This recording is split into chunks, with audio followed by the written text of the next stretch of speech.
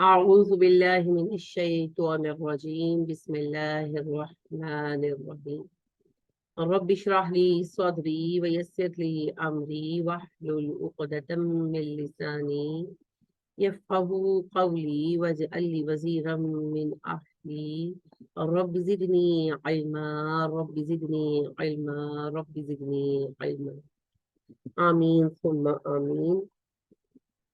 السلام علیکم ورحمۃ اللہ وبرکاتہ.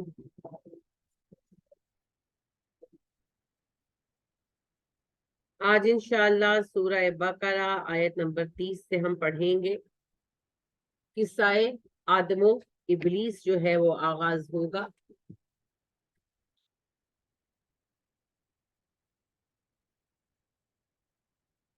قصہ آدم و ابلیس قرآن میں 7 مرتبہ بیان ہوا.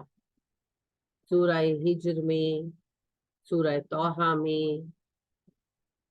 سورہ اعراف میں وغیرہ. تو قرآن میں 7 جگہوں پر یہ بیان ہوا. 6 سورتیں مکی ہے اور 1 سورت مدنی ہے. نسرین آپ بتائیں، کامن سینس کا سوال ہے. 7 مرتبہ بیان ہوا، 6 سورتیں مکی ہیں، 1 سورت مدنی ہے. کون سی ہے وہ؟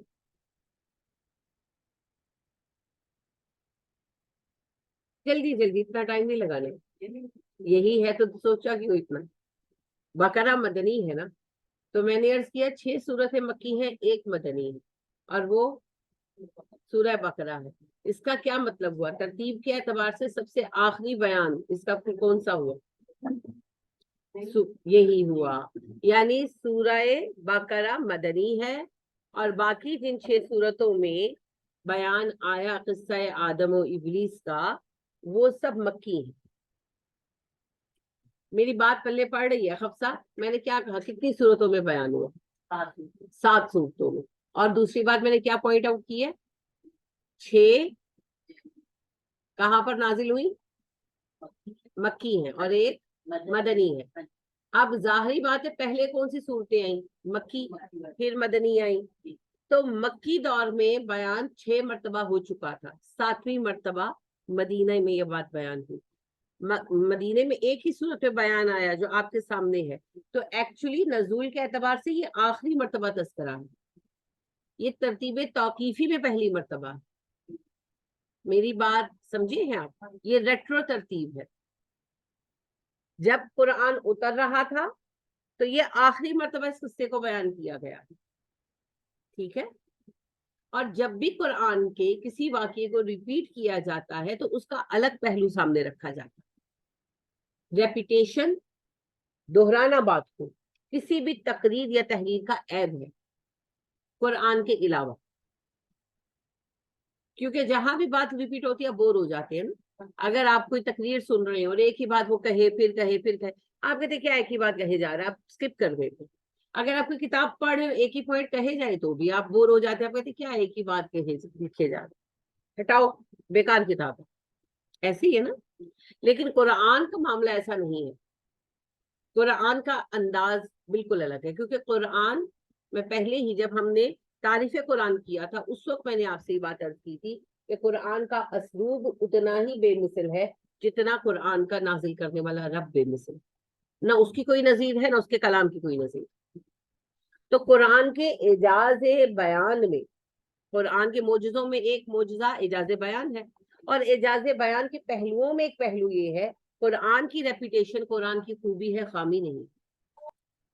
اس لیے نہیں کہ قرآن ہماری کتاب ہے تو ہم ایسے کہتے ہیں، نہیں. قرآن کی ریپیٹیشن سب سے پہلے تو گراں نہیں گزرتی. دوسری بات ہے یہ آپ کو بور نہیں کرتی.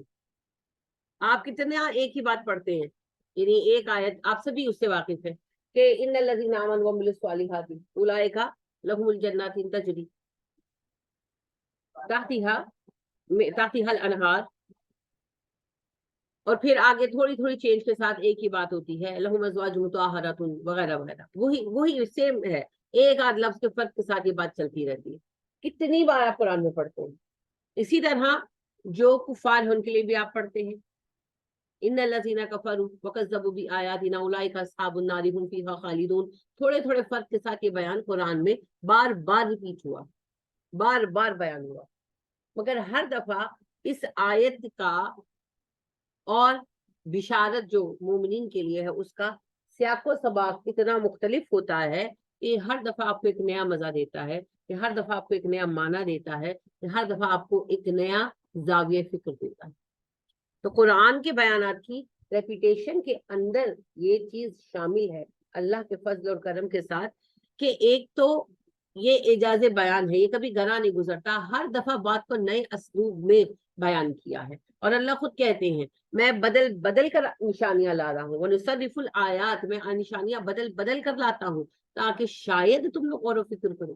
تو بیان کا اسلوب اتنا تبدیل ہے، ایک ہی بات کو اتنے اسلوب میں بیان کیا ہے کہ یہ بذات خود ایک معجزہ ہے، اعجاز بیان ہے، اعجاز کلام۔ اس کے بعد دوسرا اس کا پہلو جو ہے ہمیشہ مد نظر جو رہنا چاہیے، جب بھی قرآن کا ایک واقعہ بیان ہوا ہے، ریپیٹ میں اس کو دہرایا گیا ہے، تو اس کے پہلو الگ رہے، مختلف پہلوؤں سے بیان ہوا، کبھی ایک پہلو سے، کبھی دوسرے پہلو سے، کبھی تیسرے پہلو سے۔ ٹھیک ہے، سورہ آراف میں انشاءاللہ جب آپ پڑھیں گے تو آپ دیکھیں گے وہاں پر جو موضوع بنیادی طور پر وہاں بیان ہوا ہے، وہ بیان ہوا ہے وہ چیلنج جو شیطان نے ہمارے لیے رکھا۔ یہاں پر انسان کی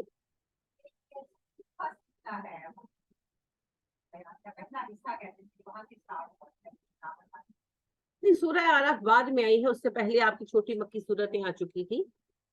ترتیب میں سورہ آراف جو ہے وہ 5ویں نمبر پر تقریباً آتی ہے، 5ویں یا 6 نمبر پر۔ سورہ ہجر اور آراف آگے پیچھے ہیں، لیکن اس سے پہلے چھوٹی مکی صورتیں آ چکی۔ اچھا، میں آپ سے یہ کہہ رہی تھی کہ سورہ آراف میں اگر آپ پہلو دیکھیں تو اس میں جو چیلنج شیطان نے رکھا انسانوں کے لیے اسے بیان کیا گیا، اور شیطان کا جو کیریکٹر ہے اس کی وضاحت کی گئی۔ انشاءاللہ جب آئے گا آراف کا موضوع تو تفصیل سے دیکھیں گے۔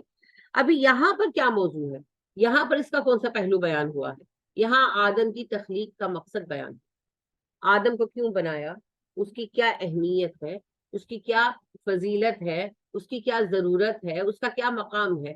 کیونکہ جب میں تعارف قرآن آپ کو پڑھا رہی تھی اس وقت میں نے آپ سے عرض کیا تھا کہ قرآن کا موضوع اللہ اور انسان ہے، بس باقی چیزوں کا ذکر تو بلا واسطہ آ جاتا ہے، یعنی کہ وہ ہم سے اٹیچڈ ہیں، جڑی ہوئی ہیں، تو ان کا ذکر آ جاتا ہے، پھر چاہے وہ فرشتے ہوں یا وہ جنات ہوں یا وہ یہ ساری یونیورس ہو، کائنات۔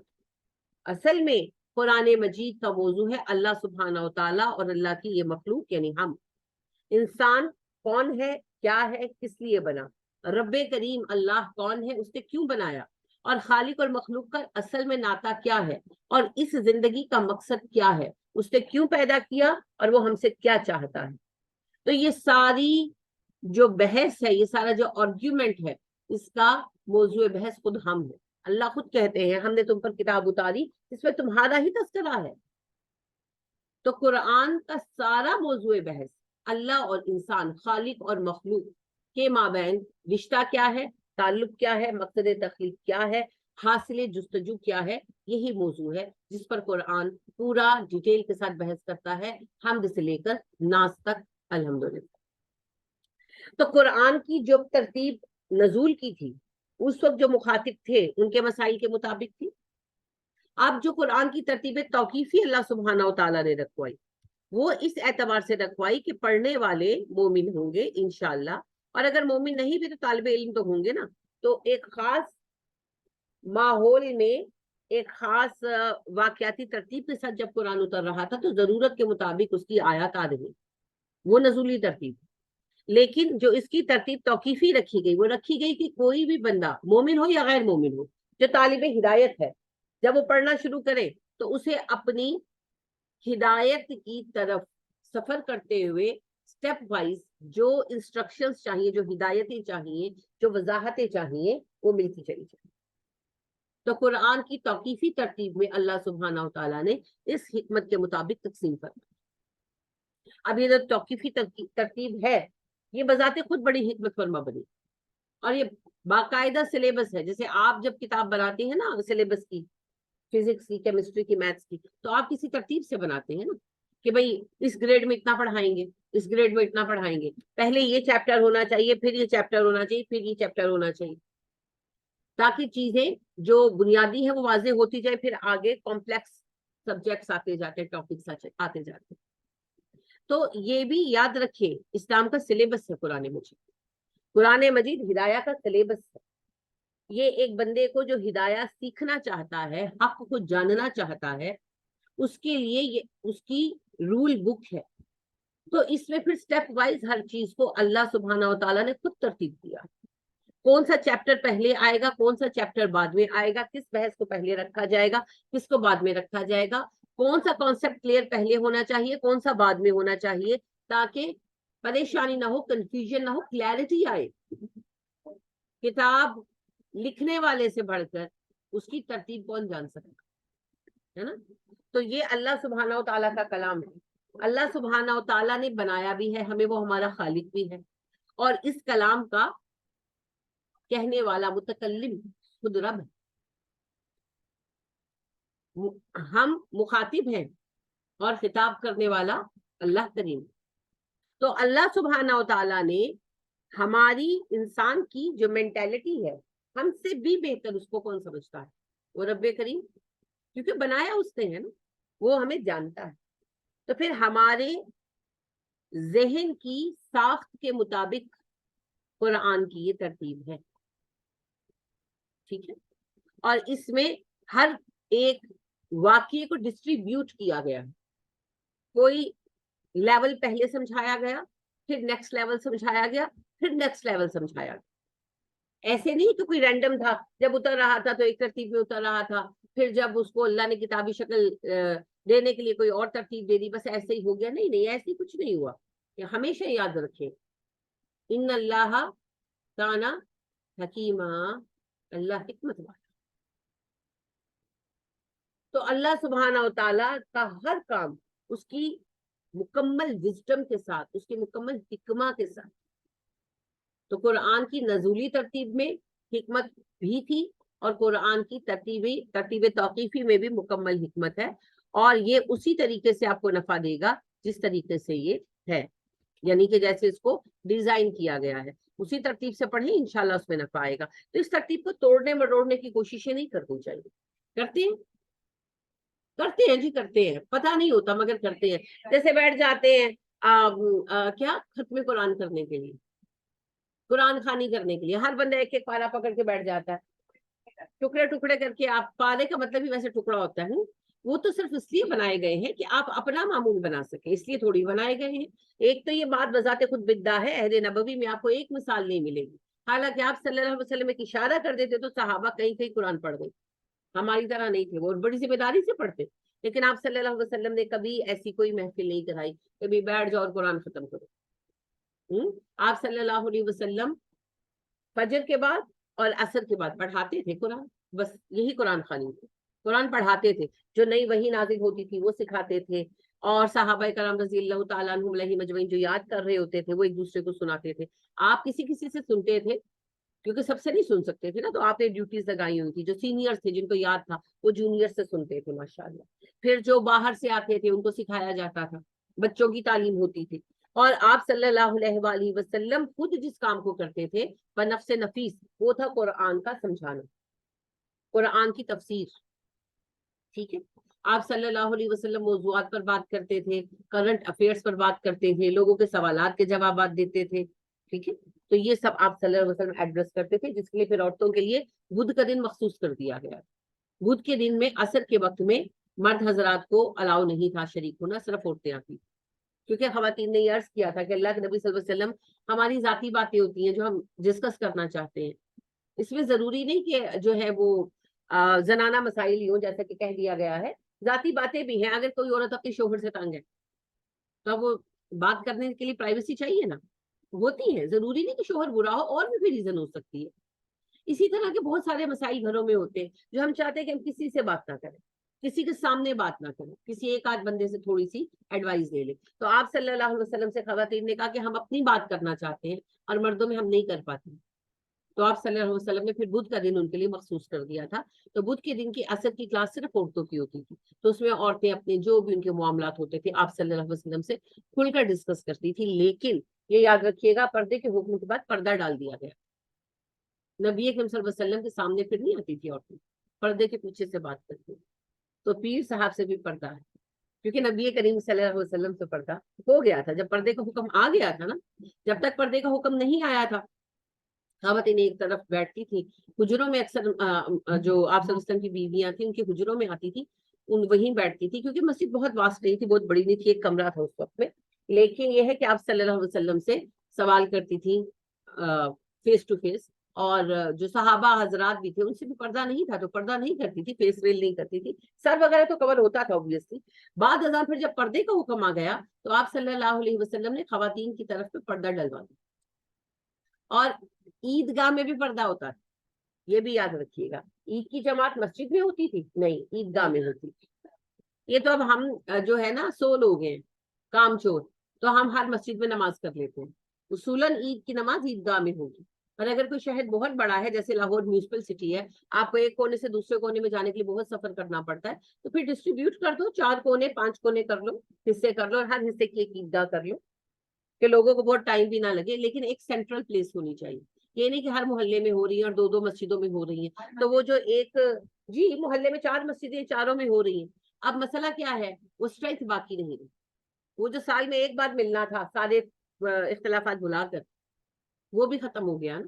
انا للہ و انا الیہ راجعون, ہم نے بانٹ دیا, بہت زیادہ بانٹ دیا امت کو. دیکھیں کب اللہ کریم اس مسئلے سے ہمیں نجات دیتے ہیں.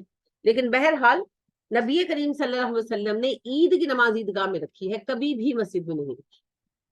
ٹھیک ہے, تو عیدگاہ میں آپ صلی اللہ علیہ وسلم میدان تھا, میدان میں نماز ہوتی تھی. مگر جب پردے کا حکم آ گیا تھا تو عورتوں کے لیے وہاں پر بھی پھر انتظام کیا جائے.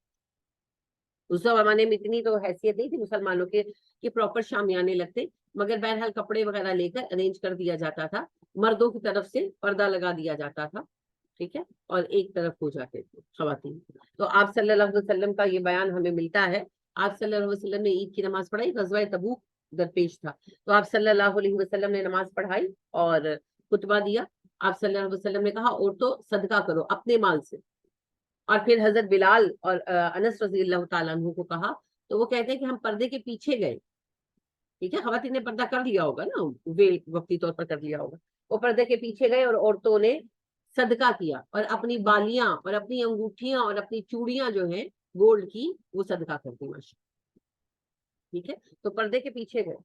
تو یہاں پر تو جناب ہم نے مذاق بنایا ہوا ہے, ہر وہ بندہ جسے ہم پیر مانتے ہیں اس سے پردہ نہیں ہے. بڑی دلچسپ بات ایک خاتون کی مجھے پتہ چلی, یعنی انہوں نے مجھے بتائی کہ ان کی اپنی سسرال میں تھوڑی ناراضگی ہو گئی اس بات کو لے کر. سسرال والے ان کے ناراض ہو گئے کہ وہ جہاں بیاہ کر گئی وہ لوگ کہیں سے بیک وغیرہ تھے, اب میں نام نہیں لوں گی, فیمس لوگ ہیں, تو پھر کسی کا دل دکھے تو اچھی بات نہیں. اینی ویز, تو وہ وہاں پر گئی ان کی ساس شادی کے بعد ان کو لے کر کہ بھائی وہ سلام کرنے جانا ہے پیر صاحب کو. تو انہوں نے ویل کیا ہوا تھا, تو وہ کہنے لگی کہ چہرہ دکھاؤ. تو انہوں نے کہا جی میں ویل کرتی ہوں. تو کہنے لگے پیر سے پردہ نہیں ہوتا, میں تمہیں پہچانوں گا کیسے قیامت کے دن, تمہاری شفاعت کیسے کروں گا. انا للہ و انا الیہ راجعون, استغفر اللہ الذی لا الہ الا هو الحی القیوم واتوب الیہ. مجھے بات پر ہمیشہ ہنسی آ جاتی ہے, وہ اس کو اتنا جھوٹ. وہ کہنے لگی کہ میں قیامت کے دن تمہیں پہچانوں گا کیسے, تو پہچانوں گا نہیں تو تمہاری شفاعت کیسے کروں. تو وہ خاتون نے کہا کہ میں نے نہیں تو ویل ہٹانا, مجھے آپ کی شفاعت نہیں کرنا. ظاہری بات ہے وہ گھر آ کر کافی کو ڈانٹ شانٹ پڑی. ہاں جی, بہت زیادہ ڈانٹ شانٹ پڑی. خیر انہوں نے کافی سٹینڈ لیا, ان کے میاں نے بھی ساتھ دیا. لیکن وہ آپ کو پتا ہے ٹائٹل کیا لگتا ہے, بابی. تو یہ آپ نے ہمیشہ یاد رکھنا ہے, جو حکم ہے اس سے نبی کریم صلی اللہ علیہ وسلم کی ذات مبارکہ مبرہ نہیں ہے. جو اسلام کا قانون ہے وہ آپ کے لیے نہیں ہٹایا گیا, تو باقی کسی کی کوئی حیثیت نہیں, کسی کی کوئی حیثیت نہیں. بے شک وہ نیک ہو, بے شک وہ متقی ہو, نبی صلی اللہ علیہ وسلم سے بڑھ کر تو نہیں ہو سکتا. تو جب نبی کریم صلی اللہ علیہ وسلم کے لیے اس رول کو نہیں ہٹایا گیا تو کسی دوسرے کی کوئی حیثیت باقی نہیں رہ جاتی. تو یہ بات بیچ میں اس اعتبار سے, ویسے آپ کی محفل کے خوبصورت تذکرے سے یہ بات آ گئی. تو نبی کریم صلی اللہ علیہ وسلم پڑھاتے تھے قرآن مجید فہم کے ساتھ, اس کے علاوہ قرآن مجید جو ہے وہ یاد کروایا جاتا تھا، اور جو غیر عرب آ رہے تھے ذرا کم تھے لیکن بہرحال تھے، اور خاص طور پر وہ عرب جو دوسرے قبیلوں کے تھے جن کا ایکسنٹ ڈفرنٹ تھا، ان کا ایکسنٹ سیٹ بھی کروایا جاتا تھا، یعنی تجوید بھی سکھائی جاتی تھی۔ تو تعلیم دینا، تزکیہ کرنا، یہ سب کلاسز چلتی تھی، لیکن قرآن خوانی کا کوئی ثبوت پوری اسلامی تاریخ میں آپ کو نہ نبی صلی اللہ علیہ وسلم کے ہاں ملے گا، نہ صحابہ کے ہاں ملے گا۔ یہ خالص بر صغیر میں جنم لینے والی رسم ہے جس کا اسلام سے کوئی تعلق نہیں ہے۔ اس کے بعد ایک اور اہم بات یہ یاد رکھیں، یہ غلطی میں نے بہت لوگوں میں دیکھی ہے کہ جی قرآن پاک پڑھ رہے ہیں، اب جو ہے سپارہ جلدی ختم کرنا ہے، سب پڑھ چکے، ایک یا دو بندے رہ گئے، اب دو خواتین نے پارہ شروع کر لیا، ایک صفحہ پڑھی، ایک صفحہ پڑھی، ایک صفحہ پڑھی، ایک صفحہ پڑھ رہی ہے، انا للہ و انا الیہ راجعون۔ یہ تو بہت ہی زیادہ بے وقوفانہ رویہ، تو ایسا بھی نہیں کرنا چاہیے، ٹھیک ہے۔ ایک تیسری چیز بھی میں عرض کرتی چلوں، وہ اپنی ذات میں غلط نہیں ہے، ہم نے اسے غلط بنا لیا ہے، کچھ صورتیں پڑھنا اور قرآن کو چھوڑ دینا، یعنی کہ جیسے سورہ یاسین پڑھتے ہیں، سورہ رحمان پڑھتے ہیں، سورہ مزمل پڑھتے ہیں، اور سورہ واقعہ پڑھتے ہیں، سورہ ملک پڑھتے ہیں، اچھی بات ہے، اس میں کوئی اعتراض کی بات نہیں ہے، جس کو جو سورت پڑھنی ہے وہ پڑھ سکتا ہے۔ یہ تو وہ سورتیں ہیں جن کی کچھ خاص فضیلتیں حدیث میں بیان ہوئی ہیں، تو ضرور پڑھیں، مگر اس کا جو ڈرا بیک ہے وہ یہ ہے کہ قرآن نہیں پڑھتے، اور جب ان سے کہا جاتا ہے کہ آپ قرآن پڑھتے ہیں تو وہ کہتے ہیں کہ ہم یہ سورتیں پڑھتے ہیں۔ آپ سورتیں پڑھتے ہیں، دیٹ از یور چوائس، آپ کو اللہ پاک نے باؤنڈ نہیں کیا کہ آپ روز یہ سورتیں پڑھیں، ہاں اللہ نے آپ کو باؤنڈ کیا ہے کہ قرآن کا ایک حصہ روزانہ پڑھیں، اسے الحمد سے شروع کریں، اور جب وہ الناس پر ختم ہو اسے ری اسٹارٹ کرتے وداؤٹ اینی گیپ۔ ہاں سورتیں پڑھنا جو ہے وہ نفل ہے، اگر آپ کے پاس ٹائم ہے تو پھر فضیلت کے اعتبار سے دیکھتے رہیں، اہمیت کے اعتبار سے، جیسے سورہ ملک پڑھ سکے تو ضرور پڑھیں، اور سورہ الف لام میم سجدہ پڑھ سکے تو ضرور پڑھیں۔ اس کے بعد پھر سورہ یاسین جو ہے اس کا نمبر 3 پر آئے گا، یعنی کہ سورہ یاسین کی جو فضائل ہیں، ایک تو وہ ویسے بھی ملک کے نسبتاً کم ہے نا، اور دوسری بات یہ ہے کہ اس کی احادیث ضعیف ہے، تو لہٰذا اگر آپ کے پاس ٹائم کم ہے، آپ ایک پڑھ سکتے ہیں تو پھر ملک کو آپ جو ہے سلیکٹ کریں، کیونکہ نبی اکرم صلی اللہ علیہ وسلم نے اس پر بڑی تاکید فرمائی ہے، اور آپ صلی اللہ علیہ وسلم نے خود بھی ہمیشہ اس کو معمول میں رکھا ساری عمر، تو یہ آپ کی سنت مؤکدہ ہو گئی۔ اور جو یاسین ہے آپ پڑھتے ہیں ضرور پڑھیں، کوئی حرج نہیں، لیکن اگر آپ کے پاس ٹائم کم ہے اور آپ ایک چوز کر سکتے ہیں تو پھر یاسین کو آپ یعنی کہ روزانہ پہ نہ رکھیں، ویکلی کر لیں یا جیسے آپ کر سکتے ہیں۔ اور کاف جو ہے اس کو ویکلی میں ضرور رکھیں، کیونکہ نبی کریم صلی اللہ علیہ وسلم نے کہا بھی، اور آپ صلی اللہ علیہ وسلم کا معمول مبارک بھی رہا ہے، پوری نہیں پڑھ سکتے تو پہلی اور آخری 10 آیتیں پڑھ لیں جیسے کہ حدیث میں آیا ہے۔ تو مطلب یہ ہے کہ یہ نفل ہے، نفل فرض کی جگہ نہیں لے سکتا، قرآن کا ایک حصہ روزانہ پڑھنا یہ فرض ہے۔ ہاں حصے میں اللہ پاک نے کہا فَقْرَؤْا مَا تَيَسَّرَ مِنَ الْقُرْآنِ، جتنا سہولت سے پڑھو اتنا پڑھو، تعداد نہیں دی، یہ بھی اللہ کا احسان ہے، 2 آیتیں پڑھیں، 5 آیتیں پڑھیں، 1 رکوع پڑھیں، مگر پڑھنا ضرور۔ تو قرآن کو آپ تاکہ نسیاں پہ نہیں رکھ سکتے۔ تو ایک بہن نے مجھے سوال بھیجا ہوا تھا کہ مجموعہ وظائف کسی خاتون کا نے مجھے کہا، میں پڑھ رہی تھی تو کسی خاتون نے مجھے کہا مجموعہ وظائف پڑھنا بدعہ ہے، تو مجھے سمجھ نہیں آئی تو کیا یہ بدعہ ہے؟ میں نے ان کو کہا صرف مسئلہ یہ ہے کہ لوگ مجموعہ وظائف اپنا لیتے ہیں اور قرآن مجید ترک کر دو، اور یہ میں نے اپنے خاندان کے گھروں میں، اپنے نیبرز میں بچپن میں بہت دیکھا ہے، مجموعہ وظائف میزوں پہ پڑے ہوئے، قرآن غلافوں میں لپٹے ہوئے تاک پہ پڑے ہوئے، جب اتارنا پڑے تو چڑھ کے اتارے، ہے نا، کہ وہ جی اگر ان سے پوچھے تو ان کی لاجک سمپل ہے کہ سارا کچھ تو، ساری اہم چیزیں تو اس کے اندر ہیں مجموعہ وظائف کی، تو زندگی مجموعہ وظائف کا طواف کرتے گزر جاتی ہے، اور قرآن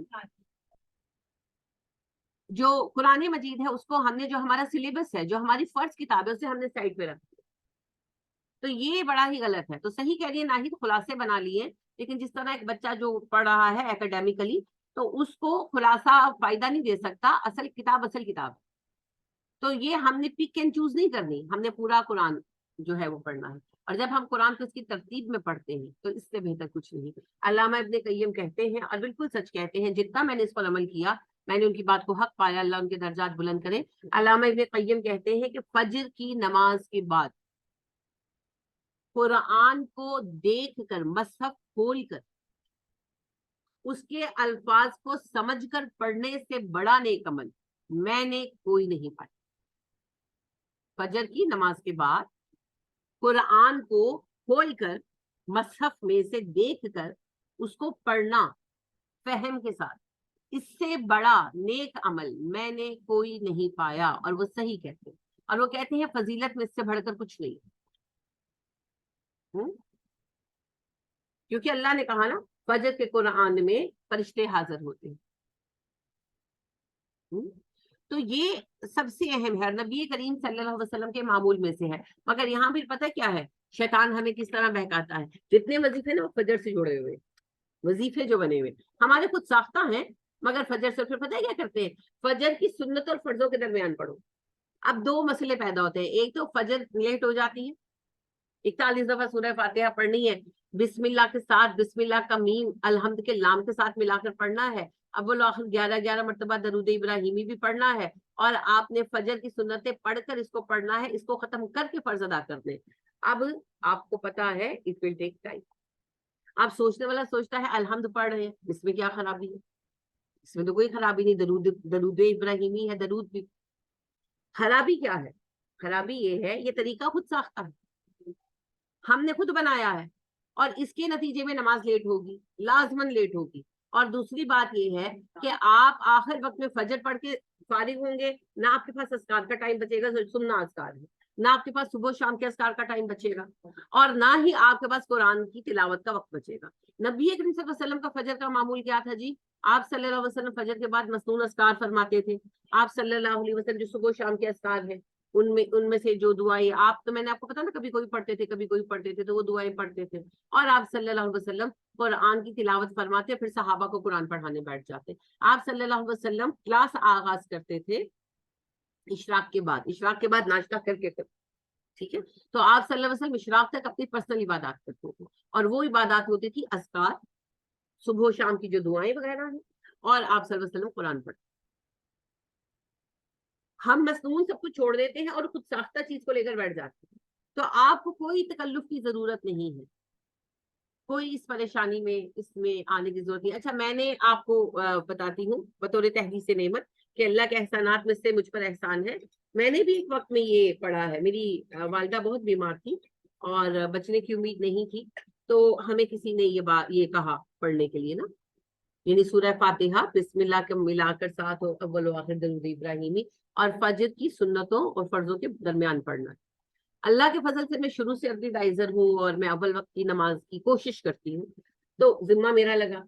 अब मैंने 3-4 दिन तो पढ़ा, फिर मैंने छोड़ दिया। क्यों छोड़ा, यही मेरी नमाज ही लेट हो जाती। जितनी भी आप दौड़ लगाएं, अब मुझे तो ये शुरू से उस वक्त मैं तजवीद की बिल्कुल इब्तदाई स्टूडेंट थी, बिल्कुल बिगनर थी, लेकिन तब भी मुझे इतना शौर अल्लाह के फजल से था कि ऐसे तो नहीं पढ़ना, अल्हम्दुलिल्लाह रब्बिल आलमीन, ऐसे तो नहीं पढ़ना ना, उसको पढ़ना है, सही तरह से अदा करना है। तो जाहिर बात है कि फातिहा को आप सही तरह से पढ़ेंगे, इट विल टेक टाइम, तो फजर तो लेट हो जाएगी। और आपको पता है हमारे यहाँ गर्मियां ज्यादा रहती हैं, तो गर्मियों में तो फजर का वक्त और भी मुख्तसर होता है।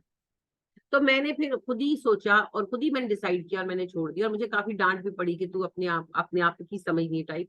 लेकिन मैंने कहा कि नहीं, मैं अपनी वालिदा के लिए जो यानी कि बाद में अस्कार वगैरह करती हूँ, मैं उनको दम करती हूँ, और जो है सूरह बकरा मैं उनको बहुत दम करती रही उस वक्त में।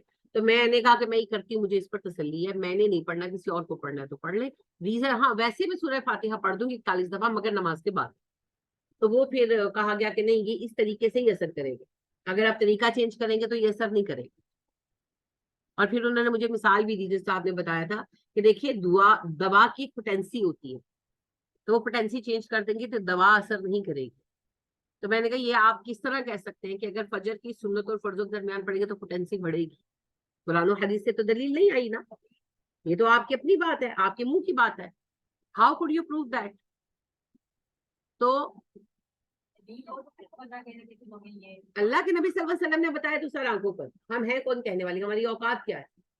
लेकिन जब अल्लाह और अल्लाह के नबी सल्लल्लाहु अलैहि वसल्लम ने नहीं कहा, आप कैसे ये पोटेंसियों की बातें लेकर आ गए। हाँ, यूं ठीक है कि कहीं आपको मिकदार बढ़ानी पड़ती है, कम करनी पड़ती है, जैसे मरीज का इलाज हो रहा है ना, किसी पर जिंदगी है, कुछ है, तो ठीक है आपको फलक और नास से नहीं पूरी तरह शिफा हो रही, साथ बकरा मिला ले, तो ये थोड़ी बातें चले समझ में आती है, लेकिन ये खुद साख्ता तरीके नहीं, ये नहीं चले।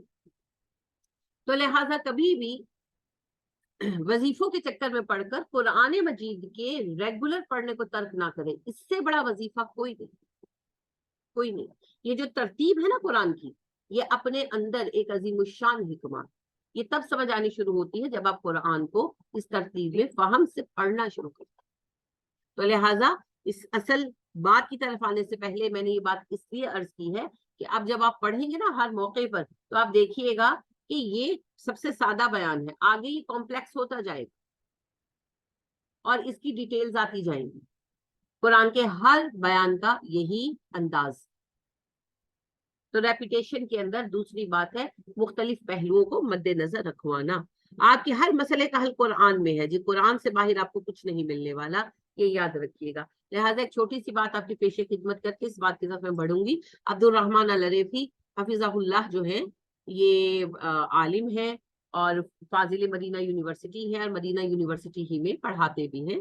تو یہ پی ایچ ڈی کے اسٹوڈنٹس کو یعنی گائیڈ کرتے ہیں تھیسس وغیرہ تیار کرنے میں. تو کہتے ہیں کہ مصر کے ایک صاحب تھے اور وہ پی ایچ ڈی کرنے آئے تھے وتھ فیملی. زیادہ تر لوگ فیملی کے ساتھ ہی آتے ہیں. تو وہ کچھ پریشان تھے، تو وہ ایک دن مجھے ملنے کے لیے آئے میرے روم میں، پرسنل روم میں. تو مجھے آگے کہنے لگے سر میں آپ سے بات کرنا چاہتا ہوں. تو میں نے کہا جی کہیں. تو کہنے لگے میں بہت پریشان ہوں، بہت پریشان ہوں، گھر میں سکون نہیں ہے، بیوی سے جھگڑے ختم نہیں ہوتے، کام مجھ سے ہو نہیں رہا، میں ایک سٹیپ آگے نہیں بڑھ پا رہا، پیسوں کی تنگی ہے. یعنی کہ وہ سارے مسائل ہیں جو ہم سب کو ہیں، سب طرف سے مسئلہ ہے اور تنگ آ گیا ہوں، میں کیا کروں، مجھے کچھ سمجھ نہیں آتا، مجھے کوئی وظیفہ بتا. انہوں نے کہا کہ آپ ایسا کریں بھائی کہ قرآن کو روزانہ جتنا پڑھ سکے اپنی دیکھ لے، 2 آیتیں 4 آیتیں انہیں فہم کے ساتھ پڑھیں. فہم جس کو کہتے ہیں، سمجھ کر پڑھیں. تو وہ کہتے ہیں کہ وہ کچھ دیر کھڑا، 1-2 سیکنڈ وہ کھڑا مجھے دیکھتا رہا، پھر چلا گیا خاموشی.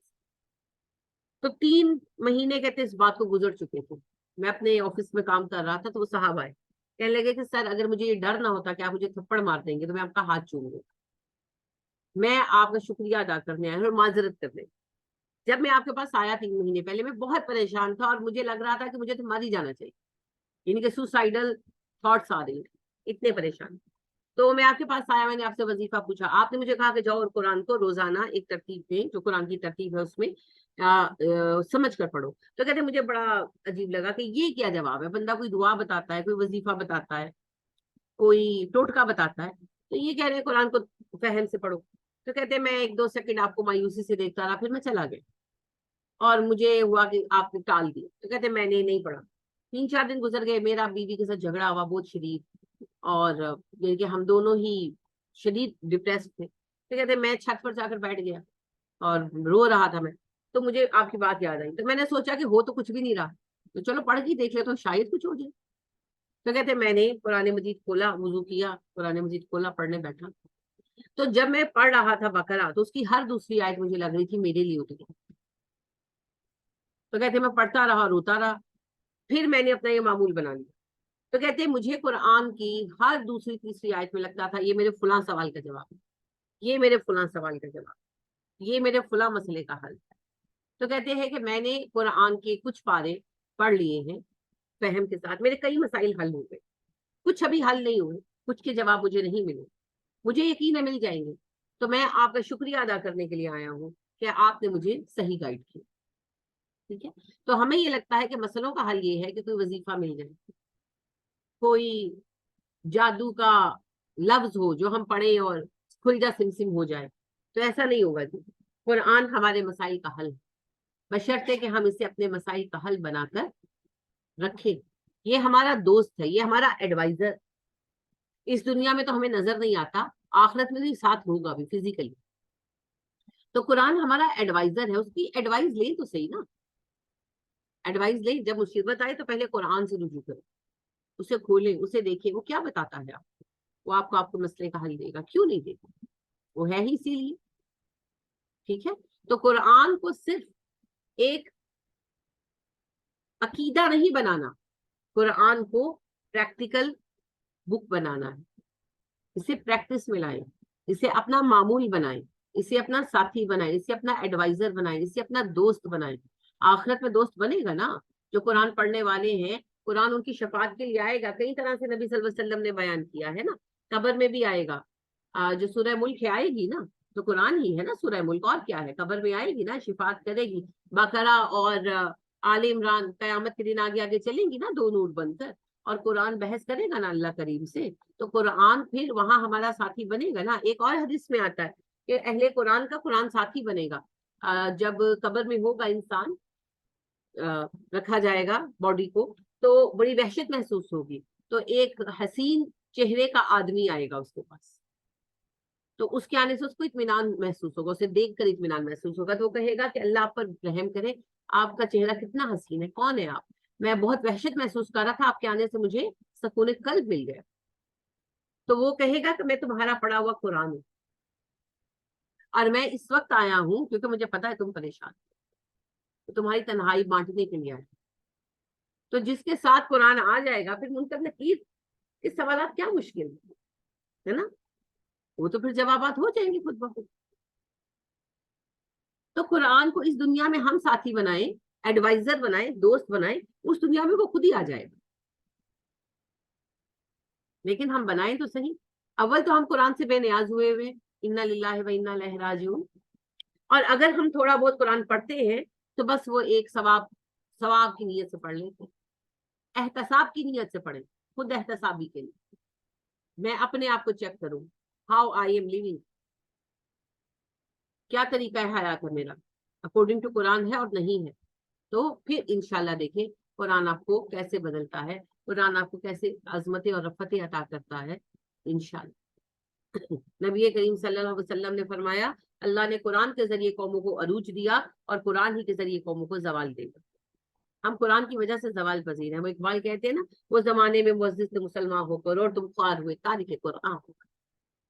कोई मसला नहीं है हुक्मरानों का, कोई मसला नहीं है मईशत का, कोई मसला किसी बात का नहीं है। मसला है हमने अल्लाह के हद को तोड़ा, अल्लाह ने हमें रुसवा कर दिया, क्योंकि अल्लाह ने यही कहा था, अगर तुम मेरा हद तोड़ोगे।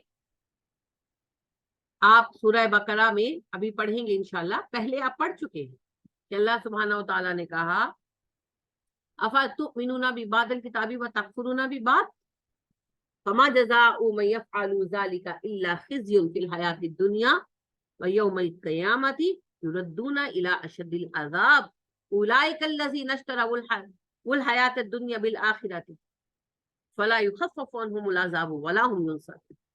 क्या तुम किताब के कुछ हिस्सों पर ईमान लाओगे, कुछ का इनकार करोगे? तुम में से जो ऐसा करेगा उसकी सजा है, दुनिया में रुसवा कर दूंगा, कयामत में अजाबे शदीद की तरफ धकेल दूंगा उनको। ये वो गिरोह है जिसने दुनिया की खातिर आखिरत बेच डाली, ना इनका अजाब हल्का होगा ना मदद दिए जाए। तो ये हर अहले किताब के बारे में है। हमसे पहले यहूद ने ये किया, वो भी रुसवा हुए, अब हमने किया तो हम भी रुसवा हो रहे हैं। इस रुसवाई से निकलना है ना, तो बहुत आसान है, अल्लाह की रस्सी वापस थाम लो। सबसे पहले तो शिर्क बंद कराएं पाकिस्तान, जो अल्लाह ऐलान हो रहा है। और ये आप कैसे बंद करा सकते हैं? जब तक लोगों में शऊर नहीं आएगा तौहीद क्या है, शिर्क बंद नहीं होगा। तो लोगों में तौहीद का शऊर पैदा करें, और शऊर कुरान से आएगा। तो बस कुरान को आम करें, इंशाअल्लाह चीजें बदल जाएंगी। ठीक है, तो लिहाजा कुरान जो है वो हमें हमारा मकसद हयात बताता है, और मकसद हयात बताने के लिए अल्लाह ने तख्लीक आदम का वाक़या यहाँ पर बयान किया। अल्लाह फरमा रही है, वाह और इस जब काला कहा रब्बुका, तेरे रब ने। वाव हरफ अतफ है, पता है आपको, हरफ कसम भी होता है मगर अभी ये हरफ अतफ आ रहा है। हरफ कसम ये ज्यादातर आखिरी सूरतों में आएगा, देखेंगे आप इंशाअल्लाह। वत्तीन व ज़ैतून पढ़ते हैं ना, वल फज्र वलयालिन आशिर, यहाँ ये हरफ कसम है। लेकिन यहाँ अभी आगाज में मदनी सूरतों में ज्यादातर हरफ अतफ है, हरफ कसम नहीं। वाह और इस जब किस लिए आता है? इस क्या है? इस वक्त के लिए, ज़र्फ़े ज़मा है, वो ज़र्फ़े ज़मा है। और जब इज़ा आता है तो वो किसी भी जमाने टाइम पीरियड के लिए आ जाता है। इज़ हमेशा हमेशा किसी खास वाक़ये के आगाज के लिए इस्तेमाल होता है, इब्तिदाए वाक़या के पॉइंट को पॉइंट आउट करता है। तो इज व्हेन, जब, एट द टाइम। काला कहा, काफ वाव लाम रूट है, पता है आपको। तो यकूल का लफ्ज आपने पढ़ा है, कीला का लफ्ज आपने पढ़ा है, कालू का लफ्ज पढ़ा है, काला का भी शायद पहले पढ़ा है, नहीं पढ़ा तो पढ़ ले। काला उस एक ने कहा, माजी है, मुजक्कर है, वाहद है, गायब है। उस एक मर्द ने कहा, यहाँ काला की जमीर अल्लाह की तरफ। जब कहा अल्लाह ने, ये भी याद रखिएगा, अल्लाह करीम ना मुजक्कर है ना मुअन्नस। अल्लाह सुब्हाना व तआला जिन्स से पाक है।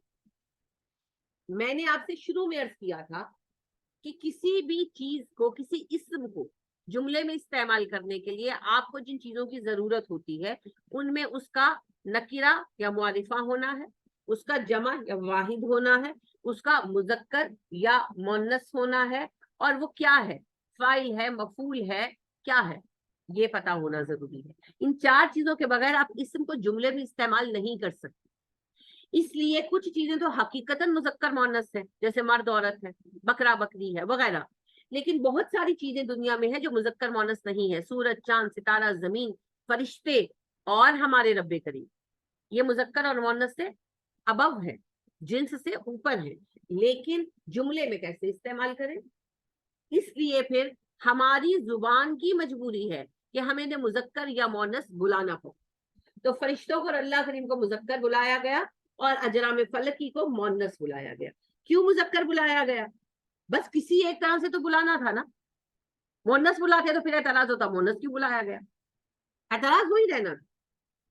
اور پہلے ہی دیویاں اتنی ہے نا, آپ ہندوؤں میں دیکھ لیں, دیوتا بہت سارے دیوتا بھی ہیں, مگر نام صرف شیو کا آتا ہے, کرشن کا آتا ہے, گنپتی کا آتا ہے, اور دیویاں کتنی ہے, کالی دیوی, نیلی دیوی, پیلی دیوی, کتنی دیویاں ہیں, اور آپ دیکھیں وہ جگہ جگہ ماتائیں پکار رہے ہوتے ہیں. تو پہلے ہی ہر جو میتھولوجی ہے نا, گریک میتھولوجی دیکھ لیں, ہندو میتھولوجی دیکھ لیں, ہندوؤں کو دیکھ لیں, ایون چائنیز وغیرہ کو دیکھ لیں, دیویاں زیادہ پوجی گئی ہیں. ویسے عورت کی قدر کریں نہ کریں, ویسے عورت کو ستی کر دیں, جلا دیں, عورت کو اپنی ملکیت مانے, عورت کو کوئی حق نہ دیں. ہندوؤں میں ہے نا, ہندوؤں میں عورت کا کوئی حق نہیں ہے. باقاعدہ ان کی کتاب, ان کی وید کہتی ہے عورت کا کوئی حق نہیں ہے, عورت مرد کی ملکیت ہے. عورت مرد کے لیے ایک وستو کی طرح ہے, ایک یوزیبل چیز کی طرح. لیکن جب پوجنے کی باری آتی ہے تو عورتوں کو پوچھتے, دیویوں کو پوچھتے. تو یہ شرک سے بھی مبرہ کرنے کا میں سمجھتی ہوں ایک سبب ہے کہ اللہ سبحانہ و تعالیٰ کے لیے صیغہ مذکر استعمال کیا گیا ہے, ورنہ اللہ کریم نہ مذکر ہیں نہ مؤنث ہیں. اللہ پاک ان ساری چیزوں سے ابب ہے. اللہ کی ذات کا ادراک دراصل جنت میں جا کر, ہمارا رب عدیم المثال ہے, لیسا کمثلہ شیء, اس جیسا کچھ بھی نہیں. ٹھیک ہے, تو یہ صرف جی طرز تخاطب ہے, انداز بیان ہے, اور کچھ نہیں. وہ جب کالا, اس نے کہا, اس ایک مرد نے کہا, یہ کہ لفظی معنی ہے, اس نے کہا رب کا, تیرے رب نے. رب کا لفظ آپ نے فاتحہ میں پڑھا, تفصیل کے ساتھ پڑھا, اس سے سب معنوں پر غور کیا. میں آپ سے آج دیتی ہوں ٹائم, کل پوچھوں گی کہ رب کے کون سے 3 معنی ہیں. 3 معنی ہیں کہ نہیں ہے؟ 3 ہے. ٹھیک ہے, آپ وضاحت کریں گے. ٹھیک ہے, تیاری کر کے آئیے. جو قرآن کی مین ہے نا آپ کی ٹرمینالوجی, وہ آپ پر واضح ہونی چاہیے. تو رب تو مین ہماری ٹرمینالوجی ہے نا. ٹھیک ہے, رب کا لفظی مطلب کیا ہوتا ہے؟ آقا اور مالک. لہٰذا انسانوں کے لیے بھی استعمال ہوتا ہے.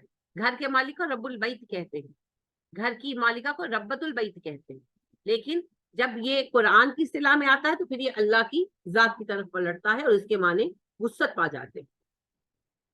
کا ضمیر ہے جی, تو ایک مذکر, آپ کے رب نے کہا. اب یہاں پر یہ مرکبی جو ہے نا اضافی ہے, یہاں نسبت جو ہے مضاف بنایا گیا ہے. رب کا, تیرا رب. اللہ نسبت کس سے کر رہے ہیں؟ نبی کریم صلی اللہ علیہ وسلم سے. ہماری انتہا یہ ہے کہ ہم کہتے ہیں اللہ جی آپ کا بندہ ہے نا. نبی کریم صلی اللہ علیہ وسلم کے مقام کو بیان کرنے کی, جھوٹی باتیں بیان کرنے کی ضرورت نہیں. آپ کا مقام یہ ہے کہ اللہ پاک جب بیان کرتے ہیں, اپنے انٹروڈکشن دیتے ہیں, تو بار بار اللہ کہتے ہیں اور رب کا, آپ کا رب ہے نبی صلی اللہ علیہ وسلم ہے نا. ربی ابراہیم کہا نا اللہ نے, تو ربی موسیٰ, اور نبی صلی اللہ علیہ وسلم کا رب ہے نا. تو یہ بڑی, اس سے زیادہ اکرام کی بات آپ اور کیا لا سکتے ہیں.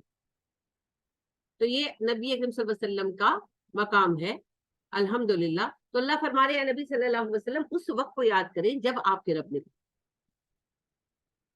للملائکتی, فرشتوں سے. لام زیر لی کیا ہے؟ حرف جر ہے. حرف جر کیا کرتا ہے زینب؟ کسے دیتا ہے؟ لام کو تو زیر, بے کو زیر نہیں دیتا. بے بھی حرف جر, اور بے نہیں, بی. حرف جر زیر دیتا ہے. شاباش, کس کو دیتا ہے؟ بیٹا لام تو خود حرف جر ہے. गलती करना बुरी बात नहीं है, मगर गलती में सेंस होनी चाहिए। लाम खुद हर्फ है ना, लाम हर्फ जर है, वो जेर दे रहा है इस्म को। हर्फ जर इस्म को जेर देते हैं। अल्फाज 3 तरह के होते हैं, याद रखिएगा। वो इस्म होते हैं, फेल होते हैं, मफऊल होते हैं। सब्जेक्ट या ऑब्जेक्ट होते हैं, और नाउन होते हैं। यानी कि जब सब्जेक्ट होते हैं तो नाउन होते हैं, या फिर वो वर्ब होते हैं। ठीक है, तो इस्म को, नाउन को जेर देता, आइंदा इसको याद रखिएगा। और लाम कोई लफ्ज नहीं है, लाम हर्फ है। ठीक है, बा कोई लफ्ज नहीं है, हर्फ है। हर्फ जर इस्म को जेर देते हैं जी। तो अल मलाइकतु इस्म है, जमा है मलिक, मलक होगा तो उससे मलूक बनेगा, बादशाह। मलिक फरिश्ते के लिए इस्तेमाल होता है। ठीक है, फरिश्ता कौन है जी?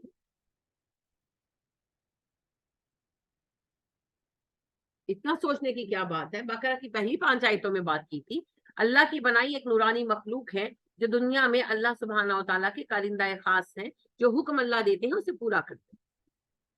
ठीक है, ये नूर से बने हैं, इनका ओरिजिन नूर है, ये अल्लाह के फरमा बरदार हैं, ये वही कहते हैं और वही करते हैं जो अल्लाह ने कहने और करने का हुक्म दिया है। और ये सिर्फ कुव्वतें नहीं है, जैसा कि मगरिब ज़दा कुछ लोगों ने कहा, या ऐसे वेल विशर्स, संजीदगी से वेल विशर्स थे, मगर उन्होंने चाहा कि जो हमारी नई नस्ल है वो कुरान की तालीमात को एक्सेप्ट करे, तो वो इस जोश में उन्होंने ये बातें कही कि ये बाकायदा मखलूक नहीं है, नेकी की कुव्वत को मलिक कहा गया। नहीं जी, ऐसा नहीं है, ये बाकायदा मखलूक है, बाकायदा मखलूक।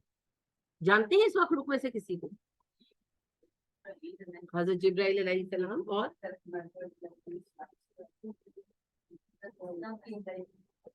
मीकाईल अलैहिस्सलाम, इसराफील अलैहिस्सलाम, इज़राइल अलैहिस्सलाम।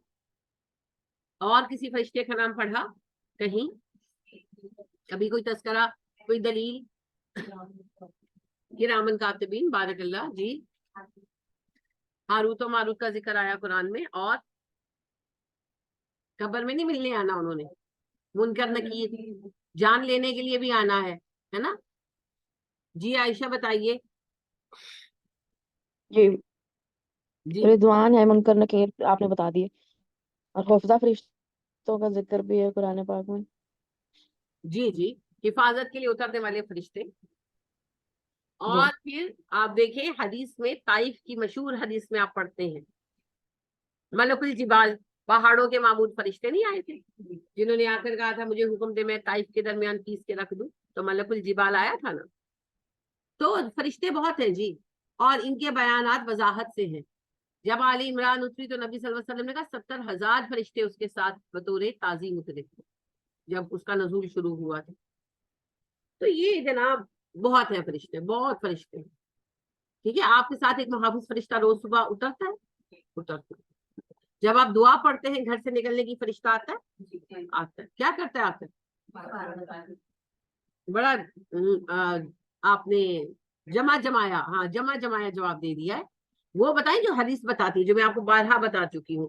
जब आप घर से निकलने की दुआ बिस्मिल्लाह तवक्कलतु वला अलल्लाहि वला हौला वला कुव्वता इल्ला बिल्लाह पढ़ के घर से निकलते हैं, तो फरिश्ता आता है। आता है, क्या करता है आकर?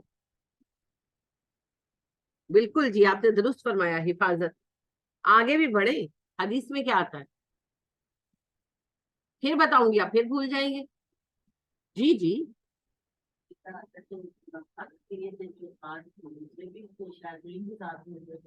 शयातीन फरिश्ते के साथ होते हैं।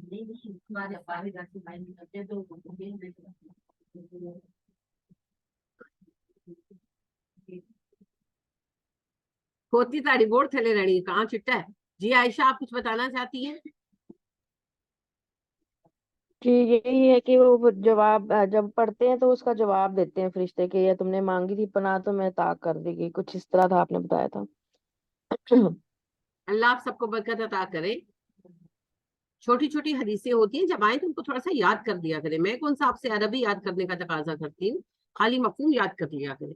जब कोई शख्स बिस्मिल्लाह तवक्कलतु अल्लाह वला हौला वला कुव्वता इल्ला बिल्लाह पढ़कर घर से निकलता है, तो फौरी तौर पर फरिश्ता जो है उसकी हिफाजत के लिए आता है, जो उसके साथ मौजूद शैतान को भगा देता है। سب کے ساتھ ایک ایک شیطان نتی ہے نا, اس کو بھگا دیتا ہے. تو جب وہ گھر سے باہر نکلتا ہے تو اس سے گیپ رکھتے ہوئے, اس کو پیچھا کرتے ہوئے, یعنی وہ شیطان بھی نکلتا ہے, تو باہر جو شیطان ہے وہ دیکھتے ہیں کہ اب یہ بندہ یہ بندی دکھتے, وہ لپکتے ہیں اس کی طرف. تو وہ شیطان کہتے ہیں کدھر جا رہے ہو؟ تو کہتے ہیں اس کو پکڑنے. تو کہتا ہے لو میں اس کے ساتھ تھا, فرشتوں نے مجھے ہٹا دیا, تمہیں جانے دیں گے؟ اور یہ حدیث میں آپ کو کئی بار سنا چاہیے. اللہ رب کریم ہم سب کو برکت دے.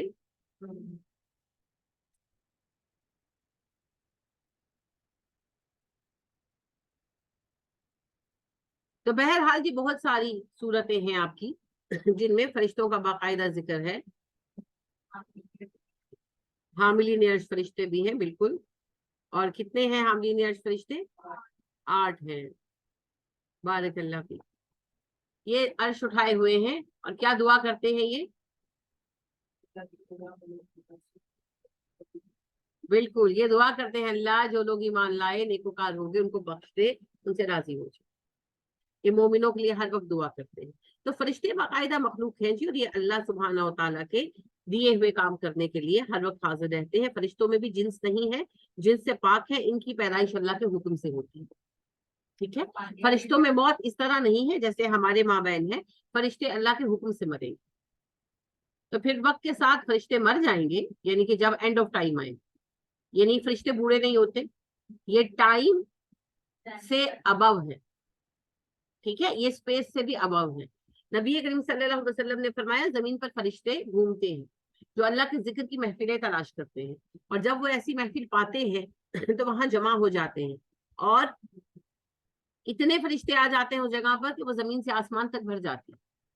اب یہ بھری ہوئی ہے اس وقت. Do you believe that? کہاں ہے؟ تو اسپیس نہیں چاہیے نا انہیں. تو ٹائم اینڈ اسپیس, زمان اور مکان جس کے ہم قیدی ہیں, فرشتے اس سے ابو ہیں. اللہ نے انہیں ایسا نہیں بنایا, وہ ٹائم اینڈ اسپیس کے محتاج نہیں. تو نہ وہ بوڑھے ہوتے ہیں, نہ انہیں بھوک لگتی ہے, نہ وہ بیمار پڑتے ہیں, نہ ہی انہیں رہنے کے لیے جگہ درکار ہے. تو فرشتے اس طرح نہیں مرتے. اینڈ آف ٹائم جب آئے گا, جب قیامت آئے گی, جب دنیا ختم ہوگی, تو پھر فرشتے بھی مر جائیں گے. آخر میں پھر جبرائیل علیہ السلام اور میکائیل علیہ السلام اور اسرائیل اور اسرافیل علیہ السلام, یہ 4 بڑے فرشتے بچیں گے. اور جب حدیث میں آتا ہے کہ اللہ سبحانہ و تعالیٰ جبرائیل سے پوچھیں گے جبرائیل کون کون رہ گیا, تو جبرائیل کہیں گے کہ اللہ جی ہم 4 ہیں اور آپ ہیں. تو اللہ باقی تینوں کے لیے بھی موت کا حکم دیں گے, یعنی کہیں گے کہ مر جاؤ, وہ تینوں مر جائیں گے. پھر اللہ کہیں گے جبرائیل اب کون باقی ہے؟ تو جبرائیل کہیں گے اللہ جی آپ ہیں اور میں ہوں. تو اللہ کہیں گے کہ جبرائیل تو بھی مر جائے. تو جبرائیل علیہ السلام اللہ کی تسبیح کرتے ہوئے ایک عظیم الشان پہاڑ کی طرح سجدے میں گر جائیں گے, اور وہ بھی مر جائیں گے, اور اللہ کریم باقی رہیں گے, اور کچھ باقی نہیں رہے گا. اور حدیث کے الفاظ ہے کہ دنیا اسی حالت پر آ جائے گی جیسی تخلیق سے پہلے. ٹھیک ہے, تو یہ جو فرشتے ہیں یہ اپنے اپنے کام کرتے ہیں, ان کی اپنی اپنے ڈومین ہے, اپنی اپنے ان کی یعنی کہ لمٹس ہیں, کہ اسی کے اندر رہتے ہیں, اسی کے کام کرتے ہیں, اور جو جس کام میں ہے اسی کو سر انجام دیتے ہیں. ٹھیک ہے, جبرائیل علیہ السلام بھی ان سب فرشتوں کے سردار ہیں, اور ماشاءاللہ ہماری بڑی محبوب شخصیت ہے. اللہ ہمیں قیامت میں اور مرنے کے بعد ان کا ساتھ جو ہے وہ نصیب کرے. تو بہرحال جی ملائکہ اس کی جمع ہے. اب یہ ملائکہ جو ہے مونس ہے ترکیب, لیکن اس سے یہ مطلب نہیں نکلتا کہ یہ مونس ہے, بلکہ وہی معاملہ ہے. ویسے مذکر ہی بیان کیا گیا ہے, جمع جو ہے وہ مونس کے اس پر بنائی گئی ہے اصول. جب تیرے رب نے فرشتوں سے کہا انی بے شک میں, ان اور متکلم کی ضمیر یا اس کو ملا کر بنا, انی بے شک میں, جاعلون بنانے والا ہوں. اس میں ذات ہے جی فاعلون کے وزن پر کام کرنے والا. جاعلون میں بنانے والا ہوں, جیم عین لام سے ہے. جاعلا کو آپ پڑھ چکے ہیں پیچھے. فی الارضی زمین میں, فا کیا ہے زینب؟ فی جو ہے اس میں کیا ہے فی الارضی میں؟ غور کیا کریں, دیکھا کریں. فی الارضی میں فا کی فی کیا ہے؟ اسم نہیں ہے, یہ حرف ہے, حرف جر ہے, اور الارضی اسم ہے. فی جو حرف جر تھا اس نے الارضی کو جر دے دی یعنی زیر دے دی، تو یہ مرکب جاری ہے فی الارضی، اس میں فی حرف ہے اور الارض اسم ہے۔ الارضو تھا جس سے فی نے ارضی کر دیا۔ فی الارضی زمین میں خلیفتن ایک خلیفہ، اسم ہے جی خلیفہ، اور نکیرہ ہے، ٹھیک ہے، کسی ایک کے لیے استعمال نہیں ہو رہا نا، یہاں پر یہ جنس کے لیے استعمال ہو رہا ہے، تمام نوع انسانی کے لیے، ٹھیک ہے۔ واحد ہے، زبر کیوں آئی اس پر؟ کیونکہ مفعول ہے، آبجیکٹ ہے، بنانے والا فاعل تو اللہ ہے اور مفعول ہے خلیفہ، مفعول پر زبر ہوتی ہے ہمیشہ، اسی لیے زبر ہے۔ تنوین نے بتایا کہ یہ نکیرہ ہے، تا اس کو مؤنث ظاہر کر رہی ہے۔ خلیفہ ہونا دراصل خاصیت ہے، صفت ہے۔ اب اس صفت کو مؤنث لکھا جاتا ہے کیونکہ مؤنث مذکر ہے نہیں نا اس کے اندر، تو بیان کرنے کے لیے خلافت بھی مؤنث ہے، خلیفہ بھی مؤنث ہے، لیکن دراصل اس کا تعلق تانیث کے ساتھ نہیں ہے، یہ صرف بیان کا انداز ہے۔ خلیفہ لکھنے میں مؤنث ہے مگر اس کے لیے ضمیر مذکر کی استعمال ہوتی ہے ہمیشہ۔ اچھا جی، خلیفہ کہتے کس کو ہے؟ اس کی روٹ ہے خا لام فا، اس کا مطلب ہے پیچھے ہونا، بعد میں آنا وغیرہ۔ تو خلفن کہتے ہیں جو پیچھے آئے، اسی سے پھر خلیفہ بنتا ہے، جس کی جمع خلفاء ہے، خلفاء، ٹھیک ہے، جانشین، کسی کو جانشین بنانا، اسی سے خلف بھی ہے، آگے پیچھے آنا، تو رات کا ایک دوسرے کے پیچھے آنا، اختلافی، تو خلف کہتے ہیں پیچھے آنے کو، اختلافی لیلی والنہار کا پڑھتے ہیں نا، روٹ خا لام فا ہے، پھر اس سے مصدر ہے، خلف ہے، خلف ہے، تو خلف سے خلیفہ بنتا ہے، جانشین، بعد میں آنے والا۔ اب یہاں پر ایک یہ بات ذہن نشین کر لیں کہ خلیفہ سے مراد وہ نہیں جو کسی کے مرنے کے بعد ہی آئے، کسی کی جگہ کوئی بندہ جو کام کرے، کسی کا نومینیٹڈ بندہ، کسی کا نامزد کردہ بندہ۔ اس کی سب سے اچھی مثال جو ہے وہ ہے برٹش گورنمنٹ کی۔ برٹش دور میں جب بر صغیر برٹش گورنمنٹ کی ایک کالونی تھا، تو اصل حکمران کون تھا؟ کنگ اور کوئین آف انگلینڈ، اس ٹائم میں ویسے کوئین تھی وکٹوریا، تو بر صغیر میں کون ہوتا تھا، کوئین یا کنگ؟ نہیں، وہ تو انگلینڈ میں تھے، تو یہاں پر کون ہوتا تھا؟ وائس رائے، وائس رائے۔ تو وائس رائے کون ہوتا تھا؟ وہ جانشین ہوتا تھا، اور وہ کہتے تھے ان دا name of the Hare Hines, ہر میجسٹری، تو وہ بادشاہ کے نام سے سب کام کرتے تھے، سٹیمپ بھی ہوتی تھی بادشاہ کی، کوئی بھی حکم ہوتا تھا وہ انگلینڈ سے آتا تھا۔ البتہ وائس رائے کو یہ اختیار تھا کہ مقامی معاملات میں وقت کی ضرورت کے تحت جو مناسب فیصلہ ہو وہ کر سکتا۔ وائس رائے بادشاہ کے behalf per, king of England کے بہاف پر رول کرتا تھا بر صغیر کو، اور وہ آنسریبل تھا ڈائریکٹ کنگ کو یا کوئین کو، جو اس وقت آکے۔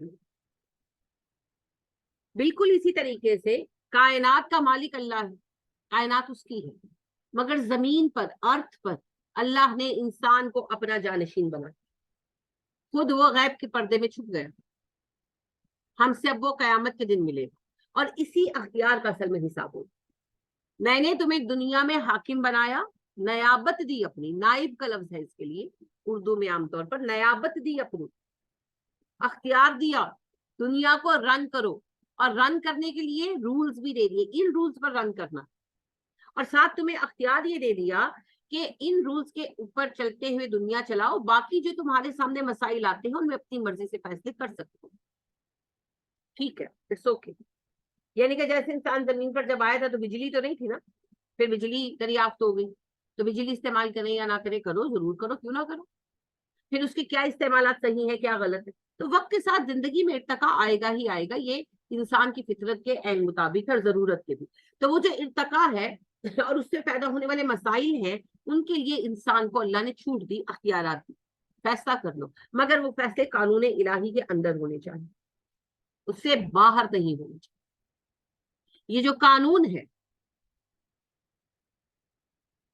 یہ سپریم لا, یہ وہی ہے, یہ اللہ سبحانہ و تعالیٰ نے اتارا, الحمدللہ. یہی ہے خلیفہ ہونا. اب جب کسی کو خلیفہ بنایا جاتا ہے تو اس کو اختیار دیا ہی جاتا ہے, دینا ہی پڑتا ہے, کچھ نہ کچھ اختیار دینا پڑتا ہے. تو لہٰذا خلیفہ کے اندر یہ بات پوشیدہ ہے کہ یہ مخلوق مختار بھی ہوگی.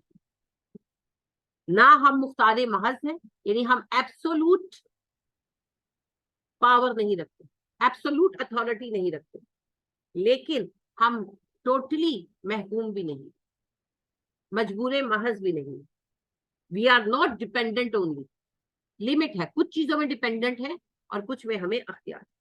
یعنی پیدائش میں میرا بس نہیں, موت پر میرا اختیار نہیں, لیکن زندگی گزارنی کیسے ہے مجھے اس کا بہت کچھ اختیار. تو یہ خلیفہ ہونا ہے.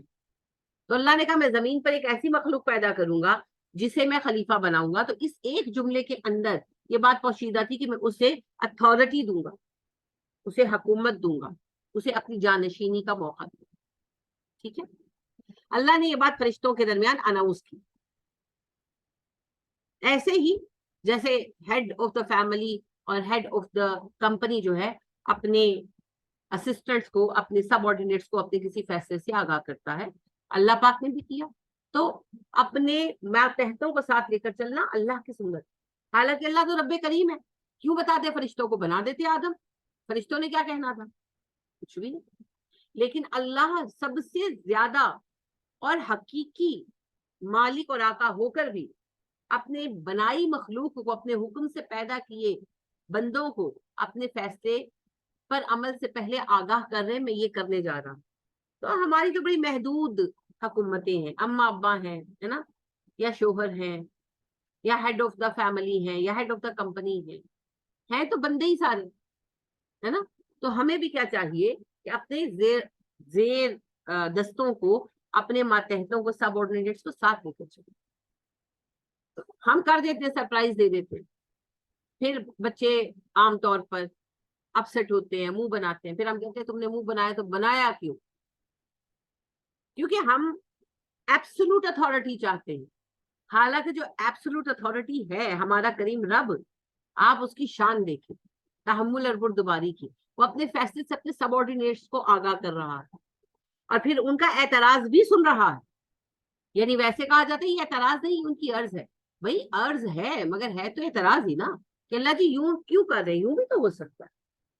لیکن اللہ پاک ناراض نہیں ہو رہے, کیونکہ وہ ایبسولوٹ اتھارٹی ہے. وہ ہماری طرح انسیکیور نہیں ہے کہ میں بوڑھا آ رہا ہوں, میرا بیٹا مجھے جواب دے رہا ہے تو کل کو تو یہ مجھے کچھ پوچھے گا ہی نہیں. وہ انسیکیورٹی نہیں ہے اللہ. وہ جانتا ہے میں رب کریم ہوں, وہ موقع دیتا ہے, وہ بات سنتا ہے. تو اپنی انسیکیورٹیز نکال دیجیے, سب کو ساتھ لے کر چلو, اور سب کو ساتھ لے کر چلنے کے لیے حوصلہ چاہیے. یہی بات ہم اپنے پیارے نبی صلی اللہ علیہ وسلم میں دیکھتے ہیں. احد کی مثال سب سے بڑی ہے اس میں, کہ احد کے موقع پر آپ صلی اللہ علیہ وسلم کی اپنی رائے مبارکہ یہی تھی, مدینے میں رہ کر دفاع ہو. مگر جب اکثریت کی رائے ہوئی میدان میں چل کر لڑیں گے, آپ نے, اور سب سینئرز کی یہی رائے تھی کہ مدینے میں رہ کر لڑیں, سب سینئر, چاہے وہ انصار تھے یا مہاجرین, اور سب سے سینئر تو خدا صلی اللہ علیہ وسلم. تو آپ صلی اللہ علیہ وسلم نے جب نوجوانوں کی اکثریت کی رائے جو ہوئی, ووٹنگ ہوئی, اس میں اکثریت کی رائے ہوئی کہ میدان میں لڑیں گے, آپ نے رائے قبول کی, اور آپ کو اللہ نے دکھا بھی دیا.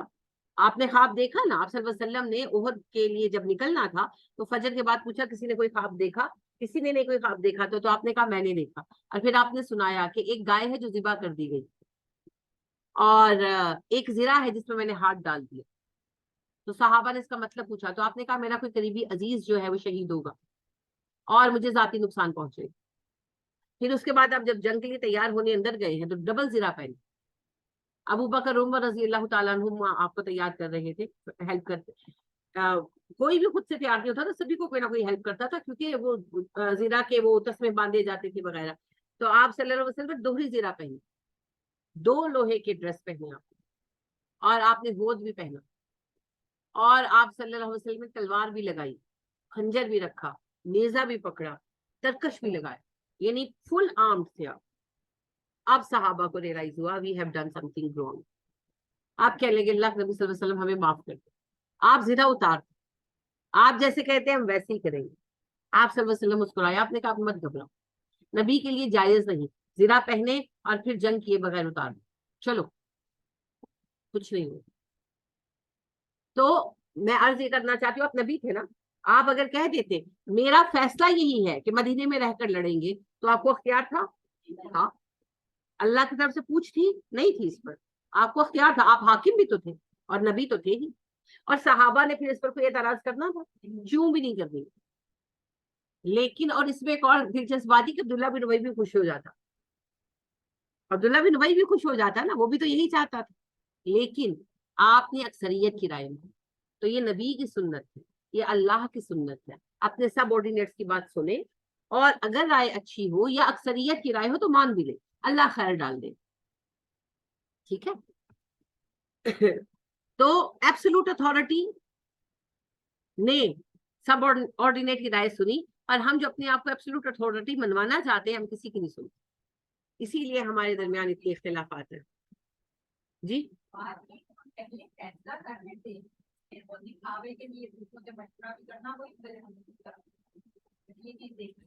آپ صحیح کہہ رہی ہیں, لیکن فیصلے سے بھی آپ ڈسکس کر لیں کہ اللہ نے بھی فیصلہ کر لیا, لیکن اللہ پاک نے اپنا فیصلہ بتایا تو صحیح, جن کو اعتراض تھا ان کی تسلی تو کرائی ہے نا. تو بعض صورتوں میں فیصلہ کر لیا ہیڈ آف دا فیملی نے, اور اس فیصلے پر ہی چلنا ہے, تب بھی کم از کم دوسروں کا اعتماد میں تو لے. 2 صورتیں ہوتی ہیں, ایک جو عہد میں ہم نے ڈسکس کی کہ فیصلہ رائے سے کرنا, اصول یہی ہے, لیکن بعض سچویشن ایسی ہیں جس میں فیصلہ کسی بڑے نے کر دیا, وہ سمجھتا ہے کہ یہی صحیح, تو اس فیصلے کو نافذ کرتے ہوئے کم از کم سب آرڈینیٹس کو اعتماد ملے. ٹھیک ہے, تاکہ اعتماد کا ماحول تو برقرار رہے نا. قالو انہوں نے کہا, اب دیکھیں کالا سے قالو آیا, کالا کا جمع ہے, یہ ماضی ہے, مذکر ہے, غائب ہے, جمع ہے. ان سب نے کہا, فرشتوں نے, سب بیک وقت بولے ہوں گے نہیں, ریپریزنٹیٹیو نے کہا, رائے سب کی تھی. کیا حرف استفہام ہے, انذرتہم میں آپ پڑھ چکے ہیں. تجعلو تو بنائے گا, جائلن سے دیکھیں, جائلن فائل تھا, اسم الفائل اسم ذات, تجعلو میں تجعل فعل آ گیا, تو بنائے گا. تجعلو کیا تو بنائے گا. اللہ سبحانہ و تعالیٰ کو فرشتے بڑے احترام سے مخاطب کرتے ہیں, یہ سنگولر کا صیغہ ہے. جیسے انگلش میں آپ کہتے ہیں نا, امی کو بھی یو آر ہیئر, اور بیٹی کو بھی یو آر ہیئر, تو مطلب یہ نہیں کہ امی سے آپ تو تکار کر رہے ہیں, وہ صیغہ ہی سنگولر کا یوں ہے.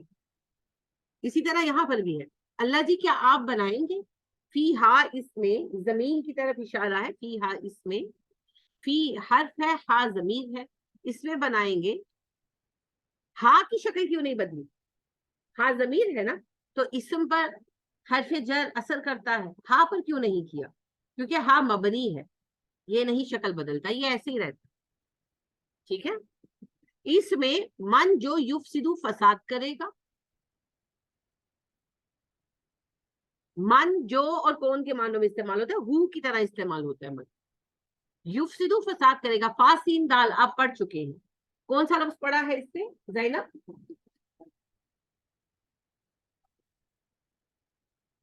ابھی پیچھے پڑھ کر کیا ہے, فاسد کیسے ہوگا, یہ تو یفسدو ہے, دال ہے, کاف تو نہیں ہے بیٹا اس میں, فاسین دال روٹ ہے اس کی. لا تفسدو فی الارض, اب آپ جب پڑھتے ہو نا تو ان کی مین لفظوں کو ذہن نشین کیا کرو. تو آپ نے پیچھے پڑھا کہ جب ان سے کہا جاتا ہے وَإِذَا قِيلَ لَهُمْ لَا تُفْسِدُوا فِي الْأَرْضِ, زمین میں فساد نہ کرو, وہ کہتے ہیں ہم تو بڑے اصلاح کرنے والے ہیں. الا انہم هم المفسدون, یاد رکھو یہی فسادی ہیں. پیچھے پڑھ رہے ہیں آپ, जी मैंने अभी अर्ज तो किया। तो ये जो लफ्ज है मुफसिदून और तुफसिदू जो आपने कहा, ये इसी से है ना, ये इसकी शक्ल है, आप पीछे पढ़ आए हैं। अगर आप लफ्जों को याद नहीं करेंगे तो फिर आगे आगे आपको दिक्कत होगी। सबक को याद किया करें। फा सीन दाल इसकी रूट है जी। फसादा का मतलब होता है खराबी पैदा करना, बिगाड़ना। तो युफसिदू जो फसाद, वो फसाद बर्पा करेगा। असल में युफसिदू का मतलब है वो एक जो फसाद करेगा, और मई युफसिदू वो एक जो फसाद करेगा। तो यहाँ एक जो है वो जिन्स के लिए आया है कि इंसान फसादी होगा। फीहा इसमें फरिश्तों ने कहा अल्लाह जी आप एक ऐसी मखलूक बनाएंगे जमीन में जो इसमें फसाद भरपा कर देगा।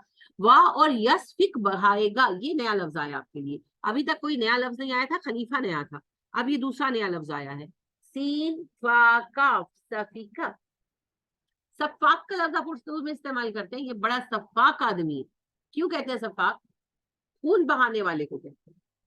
सफिका होता है खूनरेजी का, तो उसी से है। यस्फिकु वो खून बहाएगा। दिमा दम से है, दम की जमा है।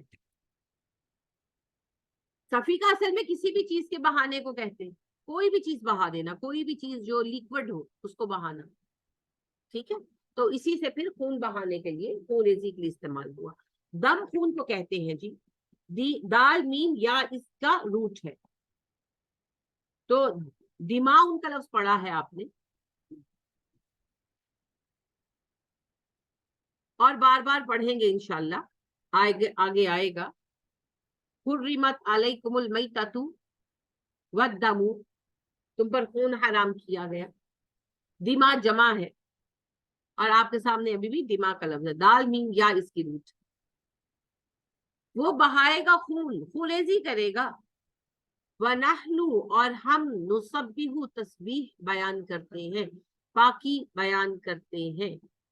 सीन बाहा रूट है, इससे सबीहा युसब्बिहु जो है बनता है फेल। और तस्बीह जो है ना, ये दो मानों में है। एक तो है किसी के ऐब से पाक होने को बयान करना, किसी की पाकी को बयान करना, किसी के ऐब से मुबर्रा होने को बयान करना, ठीक है। और दूसरा सीन बाहा से मुराद होता है पूरी कोशिश करना, पूरा जोर लगाना, तैरना। तो काम करने में बहुत ज्यादा मुशक्कत, अपनी पूरी जो है ना हिम्मत लगा देना। तैरने में भी तो आप पूरी बॉडी का जोर लगाते हैं ना, तभी पानी को काट कर आगे बढ़ते हैं। तो काट कर आगे बढ़ना, पूरा जोर लगाना, तैरना, इन सब के लिए सबीहा का लफ्ज इस्तेमाल होता है। तो यानी इसमें दो माने आ जाते हैं। हम आपकी ऐब से मुबर्रा होने की शान बयान करते हैं मुसब्बिह, और हम आपके अहकामात को पूरा करने के लिए पूरा जोर लगाते हैं, पूरी कोशिश करते हैं। ये आज्ञा नुसब्बिह। भी हमद का साथ आपकी हमद के, हमद आप पढ़ चुके हैं, अल्लाह सुब्हाना व तआला की कामलियत को बयान करना, साथ आपकी हमद के।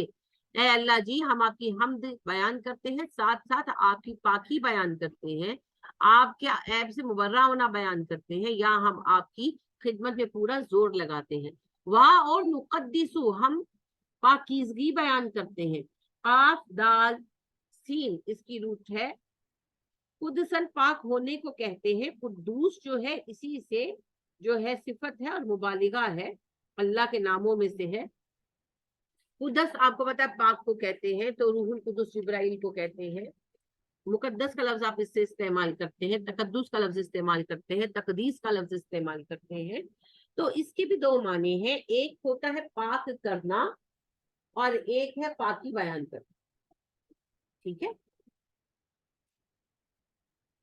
नुकद्दिसु हम आपकी पाकी बयान करते हैं, या हम इस जहान को पाक रखे हुए हैं आपके लिए अल्लाह जी, हर ऐब से बचाए हुए हैं, लका आपके लिए।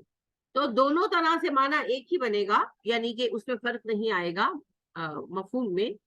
कि वो कहने लगे फरिश्ते अल्लाह जी आप एक ऐसी मखलूक जमीन में पैदा करेंगे जो फसाद बर्पा करेगी, बिगाड़ लाएगी, खूरेजी करेगी। हम अल्लाह जी आपकी ऐब से पाकी का हर वक्त जिक्र करते हैं, तस्बीहात पढ़ते हैं, आपकी हमद करते हैं, आपकी कामलियत को तस्लीम करते हैं, और हम आपकी पाकी बयान करते हैं, तकदीस बयान करते हैं। या फिर यूं होगा, दूसरे अगर माने लिए जाए कि अल्लाह जी हम हर वक्त पूरी कोशिश से जान लगा कर आपकी खिदमत में लगे हैं, आपके अहकामात बजा ला रहे हैं, आपकी हमद बयान कर रहे हैं, और इस पूरी कायनात को हमने पाक रखा हुआ है हर तरह के झगड़े से, जिसका वो बयान कर रहे हैं कि झगड़ेंगे, खून बहाएंगे, खूरेजी करेंगे, हमने तो पाक रखा हुआ है, हमने तो बचाया हुआ है। तो अल्लाह जी क्या जरूरत है, राय है ना। अब देखिए अल्लाह सुब्हाना व ताला किस कदर रहीम है, वो अपनी हाथ से बनाई मखलूक को मौका देते हैं, और किस कदर खुले जहन के हैं ना। हम चूंकि बंदे हैं, हमारे ज़र्फ तंग होते थे, बहुत छोटे हो गए, हम अपनी सगी औलाद को नहीं बोलने देते। यानी कि इवन आपने कुछ पहना है और आपका कोई बच्चा ही कह दे कि अच्छा नहीं लग रहा, तो हम तो इसे जाती इंसल्ट समझ लेते। अगर हम कोई हेयर स्टाइल बना ले या कुछ, और वो बच्चे कह दे कि सूट नहीं कर रहा, तो फिर वो जाए तो जाए कहाँ, है ना। हम कबूल नहीं करते, लेकिन वो रब्बे कायनात, the absolute authority, the Muqtedar आला, वो बात सुन रहा है और नाराज भी नहीं हो रहा, कोई नाराजगी नहीं। राय है, राय देने का हक है, ये है जी हकीकी जमहूरियत, है ना। खैर, तो अल्लाह सुब्हाना व ताला ने पूरी राय दी, और अल्लाह ने अनाउंस किया और पूरा हक दिया। तो फरिश्तों ने अर्ज किया कि अल्लाह जी आप क्यों बना रहे। अब ये सवाल था, ये ऐसे ही है जैसे आप अपने किसी बुजुर्ग से कोई सवाल करते हैं कि आपने ऐसा क्यों किया। ये अल्लाह सुब्हाना व ताला की जात पर एतराज के लिए नहीं था, अपनी सेटिस्फेक्शन के लिए।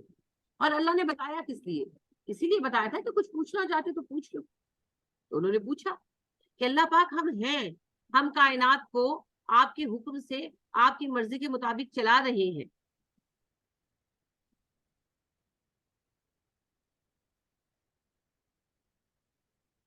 अच्छा, तो आप रब्बे ताला हैं, आप मालिक हैं, आप खालिक हैं, लेकिन हमारा ये हम्बल क्वेश्चन है कि क्या जरूरत है, क्यों बना रहे हैं।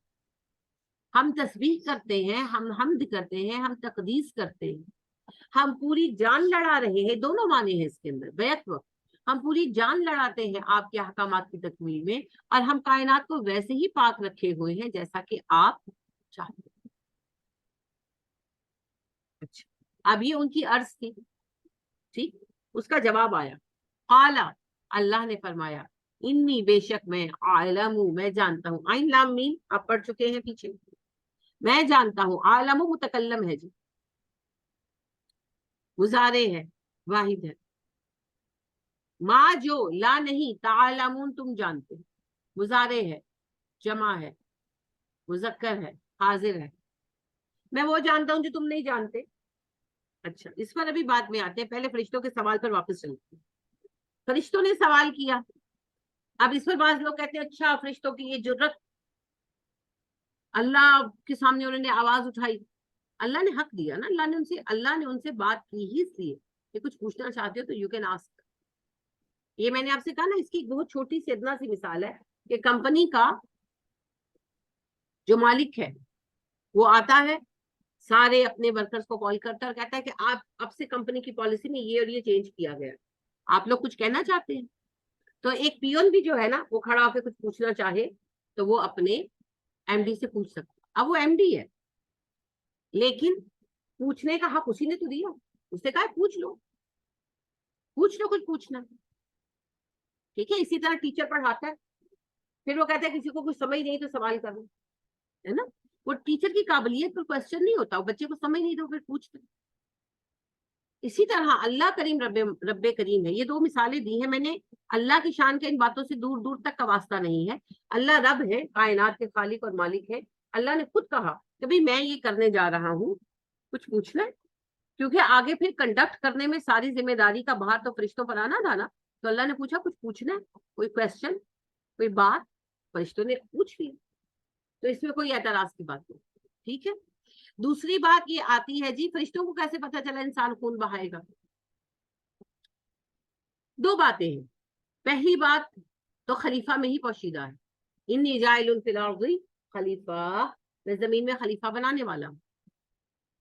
खलीफा, खलीफा के माने क्या बताया मैंने आपको, वो बंदा جسے کوئی اپنا جانشین بنائے اور اسے اتھارٹی دے.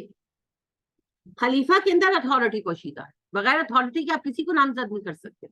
میں آپ کو اپنے گھر چھوڑ کر جاؤں اپنی جگہ پر, میں جا رہی ہوں 10 دن کہیں چھوڑ کے جاؤں اور کہوں تمہیں کوئی حق نہیں ہے کسی معاملے میں, تو پھر آپ کیا کہیں گے؟ مجھے نہیں لینی تمہارے گھر کی ذمہ داری. بھائی میں آپ اپنی جگہ جب چھوڑ کر جاؤں گی تو آپ کو حق ہے کہ آپ میرے ملازم سے سوال کریں, اس سے چھٹی کیوں کی, کوئی چیز دے تو اسے پوچھے تم نے یہ چیز کیوں لی. ایون میرا بچہ بھی کوئی چیز دے تو آپ کوشچن کر سکتے. کیوں؟ کیونکہ میں نے آپ کو آتھورائز کیا ہے. ہاں آپ میرا گھر بیچ نہیں سکتے کیونکہ میں نے اس کے لیے آتھورائز نہیں کیا. تو اتھارٹی ہوگی لمیٹیشنز کے ساتھ ہوگی. خلیفہ کو اتھارٹی ملتی ہے, اتھارٹی وتھ لمیٹیشنز, یہی خلافت. تو جب فرشتوں کو کہا اللہ نے میں خلیفہ بنانے لگا ہوں, تو اللہ نے فرشتوں کو ہی دیا, علم والے اور عقل والے ہیں, لہٰذا انہیں فوراً سمجھ آ گئی کہ اس کو زمین میں کچھ نہ کچھ اتھارٹی ملے گی, اور جہاں اتھارٹی ہوگی وہاں خرابی بھی ہوگی. لہٰذا لا کا ایک اصول ہے, authority tends to corrupt and absolute authority corrupt absolutely. Authority کی بنیاد میں کرپشن شامل ہے, خیانت شامل ہے. جس کو ایبسولوٹ اتھارٹی دے دو گے وہ ایبسولوٹلی کرپٹ ہوگا, جیسے اپنے حاکموں کو دی ہوئی ہے نا, ہم نے کوشچن نہیں نہ کرتے. آپ دیکھیں عمر رضی اللہ تعالی عنہ, عمر تو تھے ہی, مگر ان پر چیک اینڈ بیلنس کیسا تھا کہ ایک عام آدمی کہتے ہیں عمر تم نے شرٹ کیسے بنائی, پہلے تو یہ جواب دو. یہ اتھارٹی کو محدود کر دیتا ہے. You are answerable to the people. اللہ کو جو جواب دے وہی ہو, لوگوں کو بھی. لوگ نہیں نبی صلی اللہ علیہ وسلم سے سوال کر لیتے تھے, سوال کا تھا نا اختیار, آپ صلی اللہ علیہ وسلم سے پوچھ لیتے تھے نا ایسا کیوں ایسا کیوں, آپ جواب دیتے تھے نا. بعض اوقات ناگوار بھی لگ جاتا تھا آپ کو, پھر بھی جواب دیتے. تو آنسریبل ہونا, ہر پبلک فگر کو آنسریبل ہونا ہو, جس کام کو وہ کرے. جیسے میں پڑھا رہی ہوں اور میں آپ کو حدیث سناتی ہوں تو آپ مجھے کہتے ہیں اس کا ریفرنس دو, حق ہے آپ کو, ہے نا. اگر ہم کوئی فنڈ اکٹھا کرتے ہیں اور آپ مجھے پوچھتے ہیں کہ اس کا حساب دو, تو حق ہے نا. لہذا یاد رکھیں, یہ میں نے یہ آپ کو لا کا مقولہ سنایا ہے, فریز سنایا ہے. لہذا ایبسولوٹ اتھارٹی اللہ کے سوا کسی کے لیے نہیں. تو جہاں اتھارٹی ہوگی وہاں کرپشن ہوگی. لہٰذا انہوں نے اس بات سے خود بہت سمجھا کہ اس کو اتھارٹی ملے گی. یاد رکھیے گا فرشتوں کو اختیار نہیں دیا. فرشتے عاقل ہیں, عالم بھی ہے, مختار نہیں ہے, وہ اللہ کے حکم کے پابند ہے. They are like the robots, جو حکم دیا جاتا ہے وہ کرتے ہیں, اس سے زیادہ کچھ نہیں. اس کا ایک اور سبب بھی تھا جاننے کا, سوچنے. انسانوں سے پہلے ایک مختار مخلوق بھی موجود تھی. کون سی؟ جن. ہم سے پہلے بنے, عقل والے ہیں, علم والے ہیں, اختیار بھی ہے ان کے پاس. ہے کیوں نہیں ہے, ان کی مرضی ہے. اختیار کس کو کہتے ہیں؟ اختیار کا مطلب ہے اپنی مرضی سے کام کرنا. فرشتوں کو یہ اختیار نہیں دیا گیا. فرشتے جو ہے وہ پروگرامڈ ہیں, وہ صرف نیکی کرتے ہیں, وہ صرف اطاعت کرتے ہیں. آپ کا رب کہتا ہے, صرف وہ کرتے ہیں جو ان کا رب ان کو حکم دیتا ہے. لہذا فرشتے اپنی مرضی سے کچھ نہیں کرتے. لیکن جنات مختار ہیں, جیسے ہم مختار ہیں اپنی مرضی سے کرنے کے. تو ان کو دیکھ چکے تھے نا, وہ جن لڑتے تھے آپس میں. جنوں میں کفر و شرک تھا, سرکشی تھی, سبھی کچھ تھا. آپ کو کیا لگتا ہے شرک ہم نے ایجاد کیا؟ یہ جنوں کی ایجاد ہے جو ہمارے اندر آئی. سرکش تھے, مشرک تھے, سبھی کچھ تھا. اور ان کی لڑائیاں بھی ہوتی تھی, آپس میں لڑتے بھی تھے, جنگیں بھی ہوتی تھی, قتل بھی کرتے تھے ایک دوسرے کو. اسی طرح سے سب کچھ چلتا تھا جیسے ہمارا چلتا ہے, آج بھی چلتا ہے, بس ان کی دنیا ہماری نظروں سے پوشیدہ. تو فرشتوں کے سامنے یہ اگزامپل موجود تھی کہ پہلے ایک مخلوق اتاری گئی, بنائی گئی اختیار کے ساتھ, تو اس نے فساد مچایا. تو دوسری کو اختیار ملے گا تو وہ بھی فساد مچائے گا ہی مچائے گا. تو ان دو وجوہات سے انہوں نے یہ کوشچن ریز کیا کہ اللہ جی یہ جب خونریزی کریں گے, فساد کریں گے, تو اس کی کیا ضرورت ہے کہ ہم جو ہے ایسی مخلوق پیدا کریں. جواب کیا دیا؟ انی اعلم ما لا تعلمون, میں وہ جانتا ہوں جو تم لوگ نہیں جانتے. کیا مطلب ہے؟ یہ ان کی اس بات کا جواب ہے नहनु नुसब्बिहु बिहम्दिका व नुक़द्दिसु लक। अल्लाह हम आपकी पाकी बयान करते हैं, तस्बीहात करते हैं, हम्द करते हैं, हम इबादत के लिए हाजिर हैं, एक और मखलूक की क्या जरूरत। तो अल्लाह ने कहा जो मैं जानता हूं तुम नहीं जानते, मेरी खिलाफत और नयाबत के लिए सिर्फ इबादत की जरूरत नहीं है, कुछ और भी दरकार, वो सलाहियत तुम में नहीं। अख्तियार के साथ सही रास्ता चुनना बहुत बड़ा इम्तिहान है जी, बहुत बड़ा इम्तिहान है। बड़े अजीम लोग हैं जो अख्तियार होते हुए बुराई की तरफ नहीं जाते और हक पर कायम है।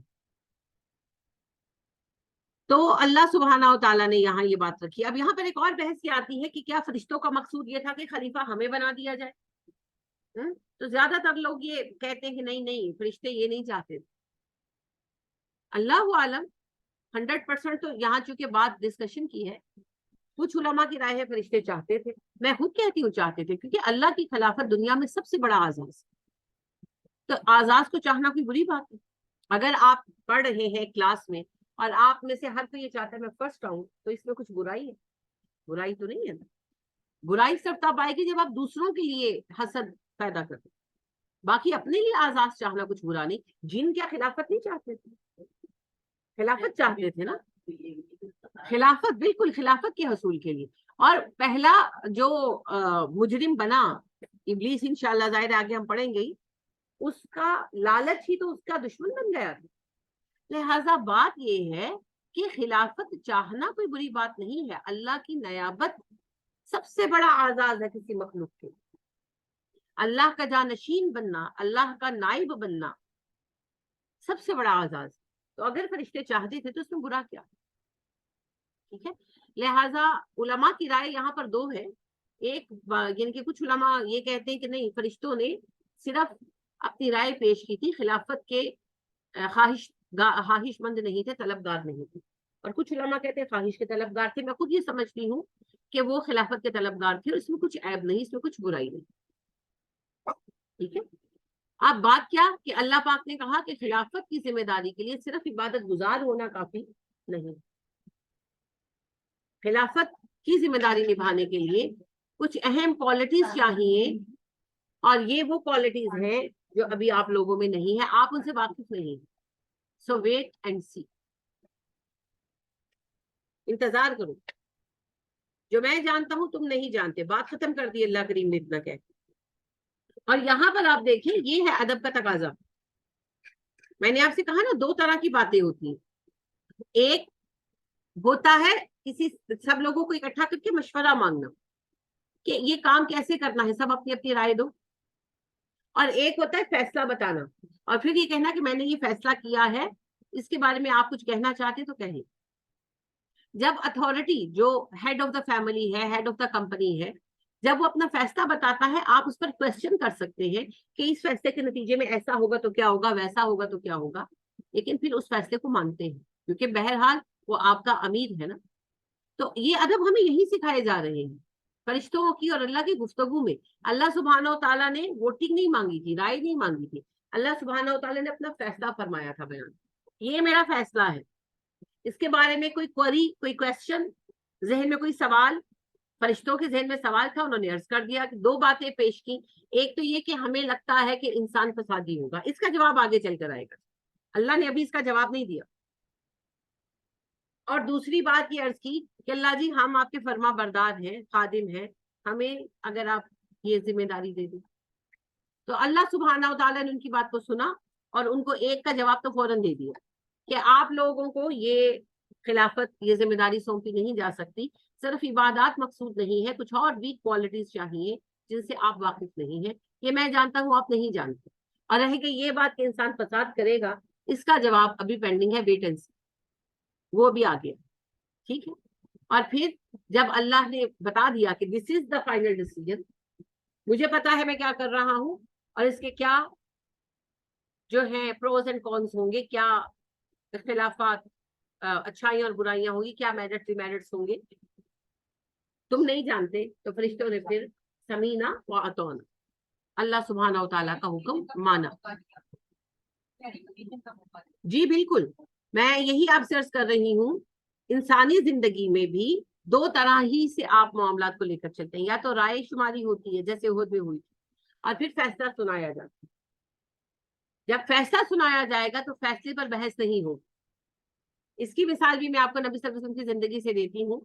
जब आप सल्लल्लाहु अलैहि वसल्लम ने लश्कर उसामा भेजा आखिरी दिनों में, हजरत उसामा को हेड बनाया, तो कुछ लोगों ने अर्ज किया सीनियर्स ने कि बड़े बड़े सीनियर सहाबा लश्कर में शामिल हैं, उसामा बच्चे हैं, तो वो उनकी कयादत को पसंद नहीं करेंगे। तो आपको गुस्सा आ गया।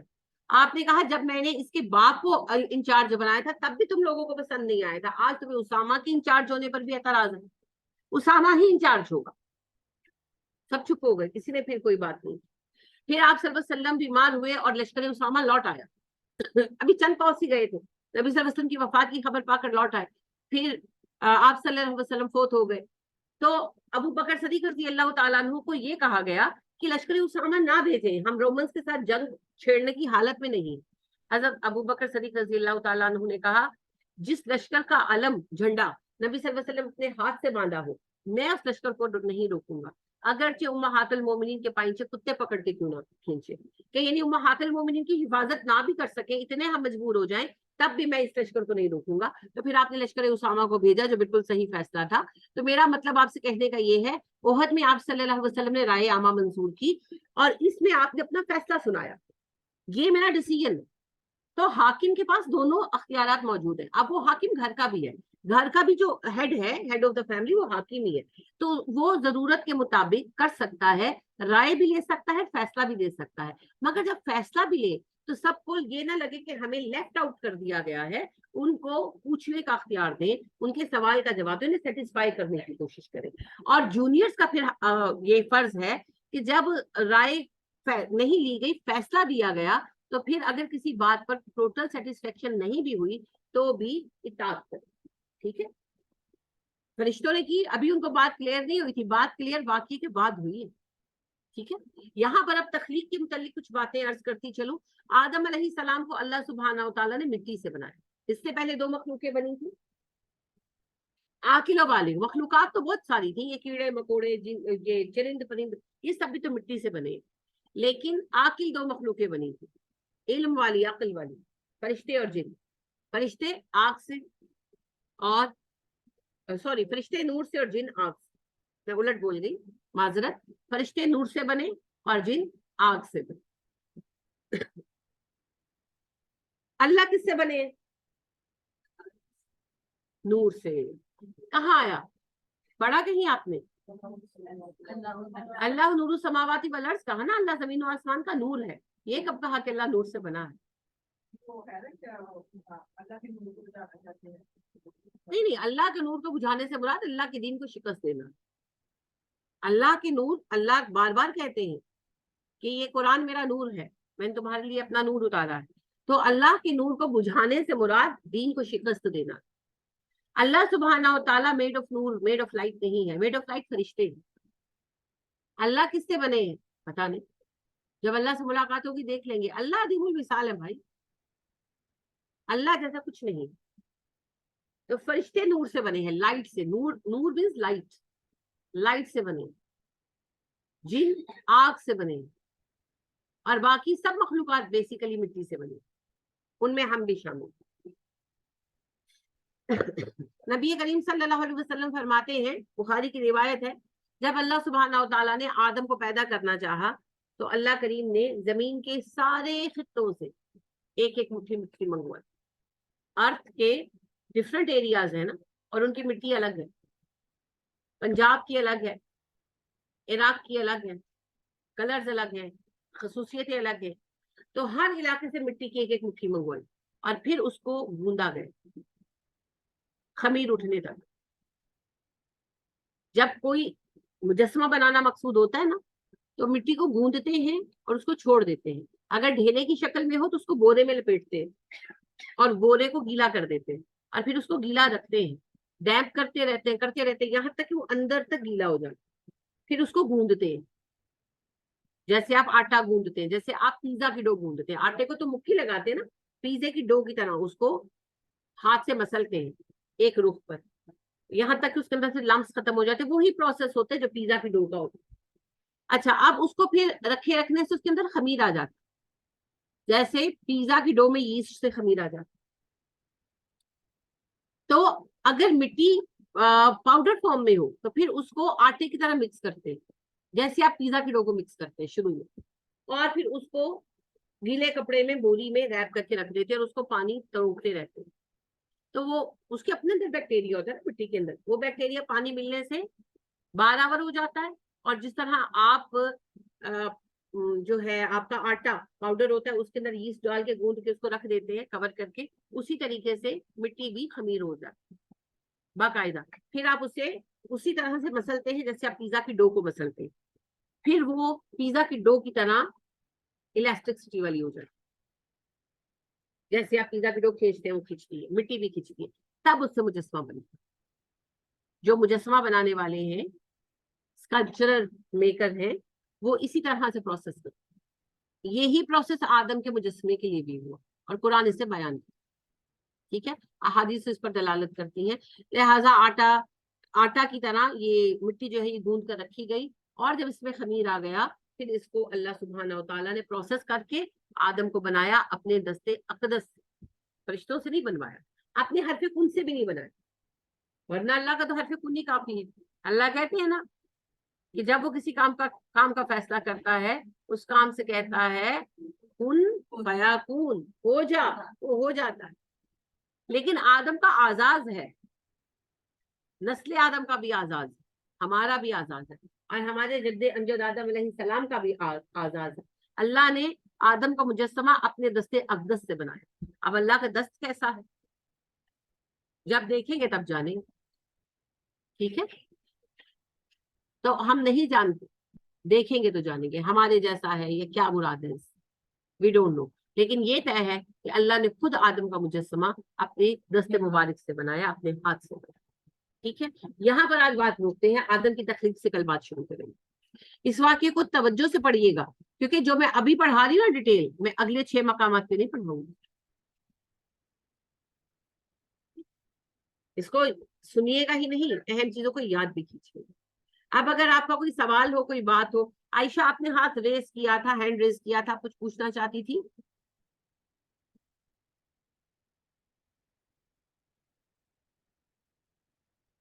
جی ابھی بھی ریز ہے. عائشہ عمران, جی نہیں, وہ پہلے بتانے کے لیے ریز کیا تھا نا, پھر ڈاؤن نہیں کیا, بھول گئی. Okay it's fine. کوئی سوال کسی کا بھی ہو, کچھ بتانا چاہتے ہو, کچھ پوچھنا چاہتے ہو؟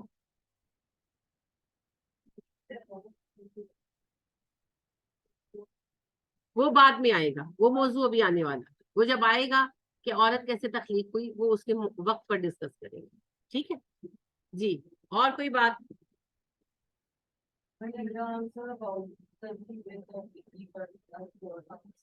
ترتیب توقیفی, ترتیب توقیفی اور ترتیب نزولی جو ہے, جب نبی کریم صلی اللہ علیہ وسلم پر قرآن مجید اتر رہا تھا تو جس ترتیب پہ اتر رہا تھا ضرورت کے مطابق. You have got the answer, ماشاء اللہ. اوکے جی جی جی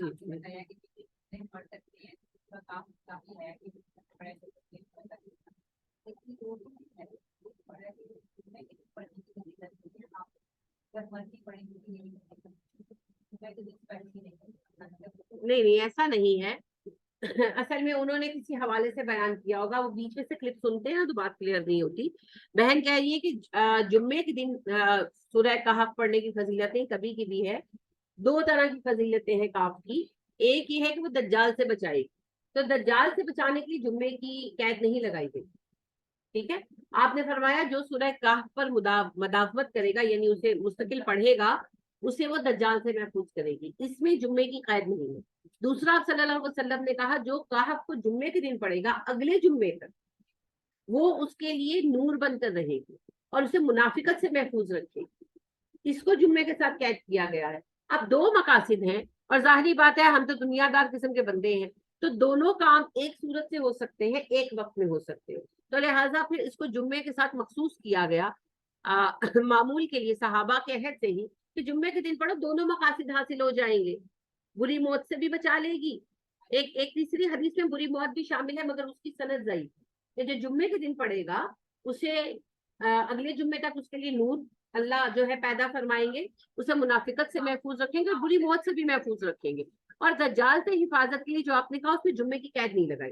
तो सहाबा ने ये तरीका निकाला जो बिल्कुल दुरुस्त है कि आप जुम्मे को पढ़ लें, सारे ही फवाइद मिल जाएंगे ना। दज्जाल से भी हिफाजत रहेगी, जो है बुरी मौत से भी हिफाजत रहेगी, मुनाफिकत से भी हिफाजत रहेगी और नूर भी मिलेगा अगले जुम्मे तक। अब अगर आप रोज पढ़ना चाहते हैं, आपकी मर्जी है पढ़े।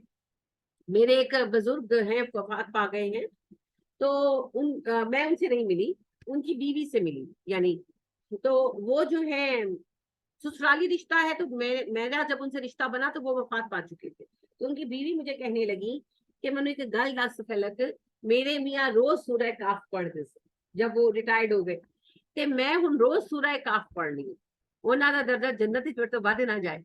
तो सही है ना, गलत तो नहीं? मैंने कहा नहीं माँ जी, सही है, बिल्कुल सही है। तो आप जब रिटायर्ड हो जाए टाइम वो रोज पढ़े सूरह काफ। जी जी, ऑथेंटिक है।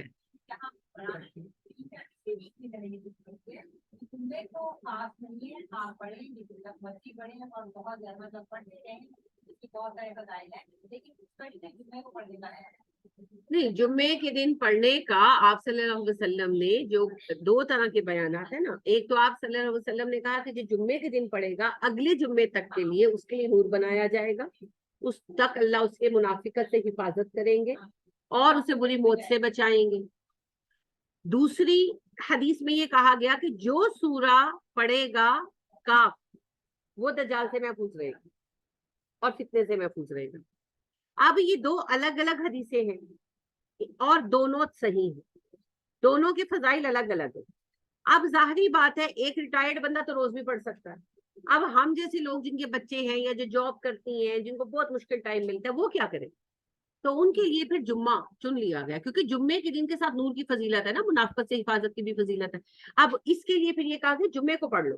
जब जुम्मे को पढ़ोगे तो दज्जाल से भी हिफाजत होगी, क्योंकि नबी सल्लल्लाहु अलैहि वसल्लम ने ये नहीं कहा कि रोज पढ़ो, आपने कहा जो पढ़ेगा सूरह काफ को। तो सूरह काफ जब भी पढ़ी जाएगी उससे ये नफा हासिल होगा। तो जुम्मे के दिन पढ़ने से नूर भी मिलेगा, मुनाफिकत से हिफाजत, बुरी मौत से हिफाजत। तो फिर जुम्मे को पढ़कर हमें ज्यादा नफा है ना।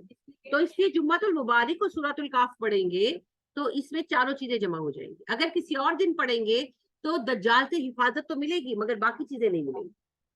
तो होता ये है कि सहाबा कराम का इल्म जो था ना वो जामे था। तो वो जो छोटे, ज्यादातर नहीं, छोटे छोटे जो उन्होंने रूटीन बनाए थे वो बड़े हिकमत मबनी थे। आज हम एक आध हदीस पढ़कर तो खड़े हो जाते हैं अलम उठाकर, तो उसमें आमतौर पर तंग ज़हनी होती, तो इसमें वुसअत है।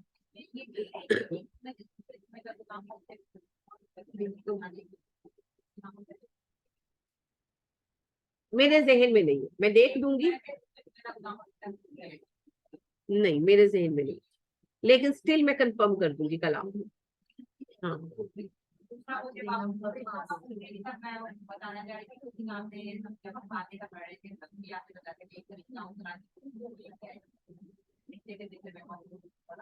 क्या लेकर आया? सॉरी। जी जी बिल्कुल बिल्कुल बिल्कुल, बहुत सारी जो है ऐसी अहादीस हैं। तो एक फरिश्ता खास तौर पर उतरा, दरवाजा खास खुला। जिब्राइल अलैहिस्सलाम ने कहा कि जो दरवाजा आज खुला है ये कभी नहीं खुला, और जो फरिश्ता आज उतरा है ये कभी नहीं उतरा। और वो फरिश्ता उतरा, उसने कहा कि आपको दो नूर दिए गए हैं जो पहले किसी उम्मत को नहीं मिले। कौन कौन से थे जी? आमना रसूल की आयत और सूरह फातिहा। अल्हम्दुलिल्लाह, बिल्कुल सही कहा आपने। फिर बहुत सारे फरिश्ते हैं जी, बहुत सारे बयानात हैं फरिश्तों के एतबार से। जैसे वो जो साहब थे जिन्होंने दुआ पढ़ी थी, अब दुआ वो आप बताएंगे, जिसका अजर लिखने के लिए फरिश्ते 30 फरिश्ते भागे। नबी सल्लल्लाहु अलैहि वसल्लम ने सलाम फेरा और कहा ये अल्फाज किसने कहे? मैंने 30 फरिश्तों को देखा कि वो दौड़ रहे थे रजिस्टर लेकर इसका अजर लिखने के लिए। तो कौन सी दुआ थी जी? जी, उन्होंने रब्बना वलकल हम्द के बाद पढ़ा था हमदन कसीरतन बारकन। तो ये आपको पढ़ने में कितना वक्त लगता है? कोई वक्त नहीं लगता, यकीन करें। اور اس کا اجر اتنا ہے کہ 30 فرشتے لپک رہے تھے. نبی صلی اللہ علیہ وسلم نے کہا جو اصدق الصادقین ہے اس کا اجر لکھ رہے تھے. تو دیکھیں نماز کی کوالٹی کتنی اچھی ہو جائے گی پھر.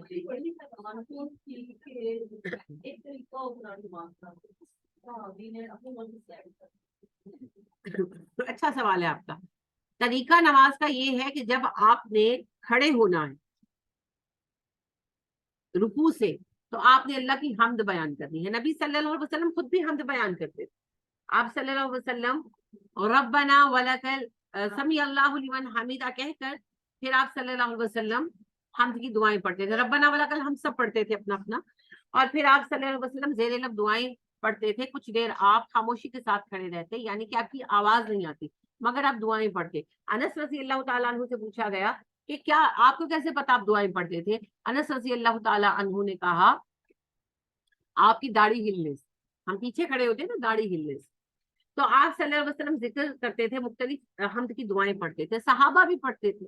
ان صحابی نے صرف ان کے دل پر کوئی احساس آیا, کوئی جس کو کہتے جوش آیا, تو انہوں نے تھوڑا لاؤڈ پڑھ دیا.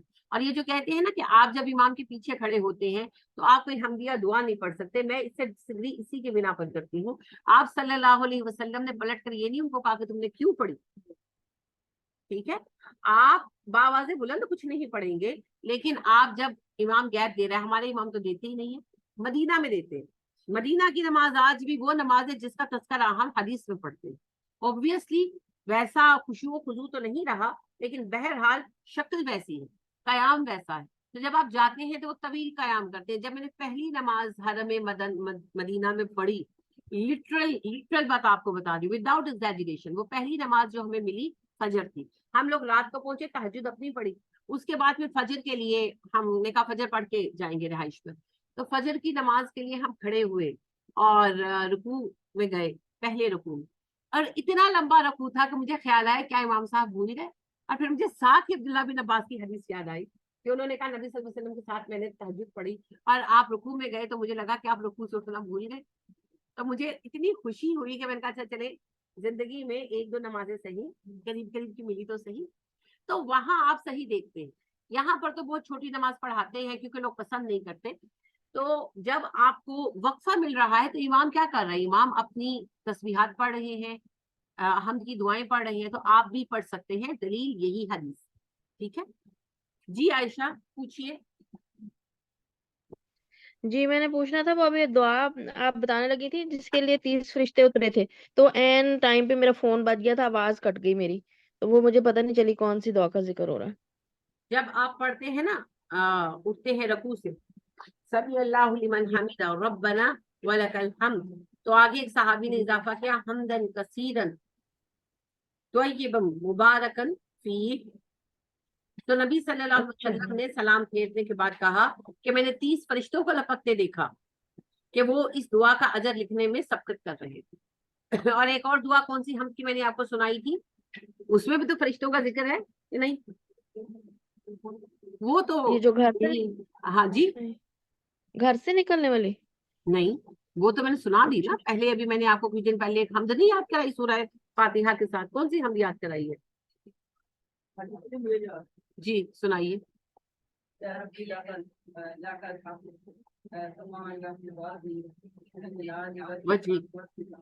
وعظیم, جی ربنا, یا یعنی کہ اس کو جب شروع کرتے ہیں بعض اللہم سے بھی کرتے ہیں, دونوں طرح ٹھیک ہے, اس کے 3-4 آغاز کے سیکھے ہیں. تو بیسک دعا یہی ہے, یا ربی لک الحمد کما ینبغی لجلال وجہک وعظیم سلطانک. اللہ آپ کے چہرے کے جلال کی, آپ کی سلطنت کی شان کے مطابق آپ کی حمد ہے. نبی کریم صلی اللہ علیہ وسلم کی حدیث سے آپ فرماتے ہیں کہ فرشتے گھبرا گئے, اللہ سے کہنے لگے اللہ ہم اس کا کیا اجر لکھیں؟ اللہ سبحانہ و تعالیٰ نے کہا اس کا چھوڑ دو اجر, میں خود قیامت کے دن دوں. تو فرشتوں کی بہت ساری باتیں ہیں جی, فرشتے باقاعدہ مخلوق ہیں, کبھی پریشان نہ ہو ان چیزوں سے.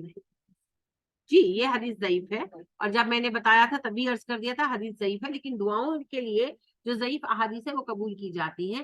حدیث کی بنیادی طور پر 3 قسمیں ہیں بنیادی طور پر آگے بہت ساری قسمیں بنتی ہیں, صحیح, ضعیف اور موضوع. موضوع روایت کو تو ہم نہ حدیث کہتے ہیں نہ بیان کرتے ہیں. ابھی ایک موضوع روایت ڈسکس کریں گے قصہ آدم میں انشاءاللہ. اس کے علاوہ دوسری جو قسم ہے وہ ہے ضعیف احادیث. ضعیف وہ ہوتی ہیں جن کی سند میں کمزوری ہوتی ہے. عقیدے اور جو ہمارے معمولات اور ہمارے قوانین ہیں، اوامر و نواہی، ان کے لیے ہم انہیں استعمال نہیں کرتے، مگر کسی صورت یا آیت یا دعا کی فضیلت میں ہو تو استعمال کر لیتے ہیں. جیسے سورہ یاسین کی فضیلت میں جتنی حدیثیں ہیں ساری ضعیف ہیں، لیکن اگر کوئی پڑھتا ہے تو کوئی حرج نہیں.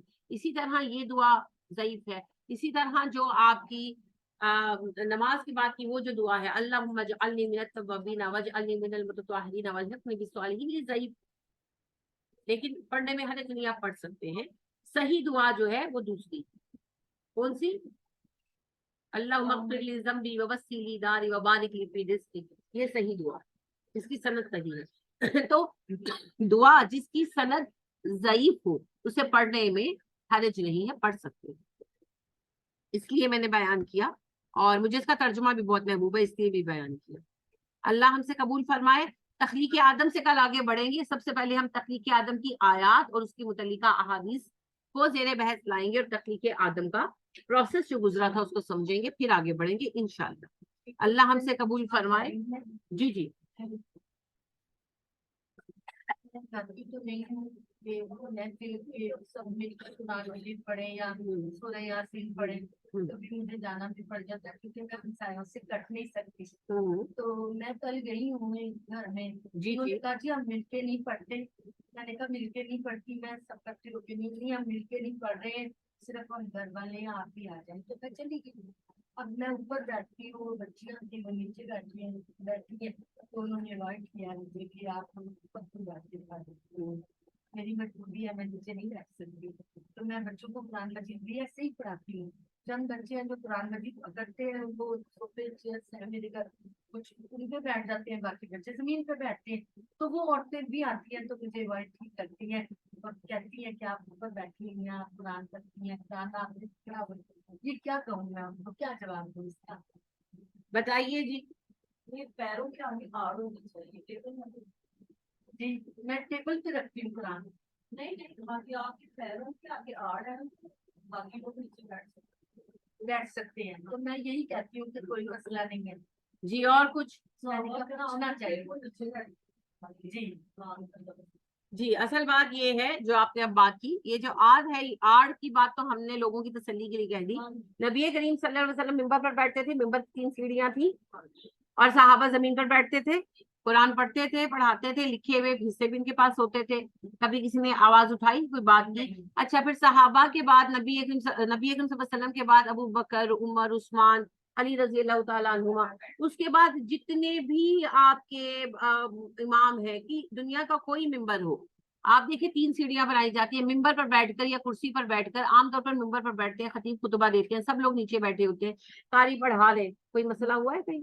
کہیں کوئی مسئلہ نہیں ہے. مسئلہ ہم نے بنایا ہوا ہے. قرآن کی اصل بے حرمتی یہ ہے کہ ہم قرآن کی بات نہیں مانتے. باقی قرآن اوپر ایک ٹیچر بیٹھا ہے، اسٹوڈنٹ نیچے بیٹھے ہیں، اس سے کوئی فرق نہیں پڑتا. یہ بیکار کی بات. ہاں اگر ٹیچر سہولت سے نیچے بیٹھ سکتے تو بیٹھ جائے، ٹھیک ہے. یہ ہم نے کچھ ساختہ باتیں بنائی ہوئی، نبی صلی اللہ علیہ وسلم نے ایسا کچھ نہیں سکتا. ٹھیک ہو گیا. تو لہٰذا آپ ان سے یہ کہیے، جو آپ نے جواب دینا ہے، آپ نے جو نرمی سے دینا ہے، آپ ان سے یہ پوچھیں کہ نبی اکرم صلی اللہ علیہ وسلم ممبر پر بیٹھتے تھے، 3 سیڑھیاں چڑھ کر آپ کا ممبر تھا، آپ اوپر بیٹھتے تھے، صحابہ سب نیچے بیٹھتے تھے. بعد میں آپ کے بعد صحابہ کا بھی یہی طریقہ رہا، ہمیشہ یہی طریقہ رہا، آپ کی ہر مسجد میں یہی ہے. تو پھر کیا ہوتا ہے؟ تو یہ سب ہماری بنائی ہوئی بات ہے، اس کی کوئی حقیقت نہیں. ہاں اگر استاد نیچے بیٹھ سکے تو بیٹھ جائے، اس کو اجر ہوگا، لیکن میری مجبوری ہے، میں بیٹھ نہیں سکتی. تو کہیں یہ کوئی اس میں کوئی مسئلہ نہیں. میری بیٹی اسکول گئی کر کے 8 کے بعد. جی وہاں حافظہ ہے، کھڑی ہو کے ہمیں تلاوت سنائی. میری بیٹی نے سنائی.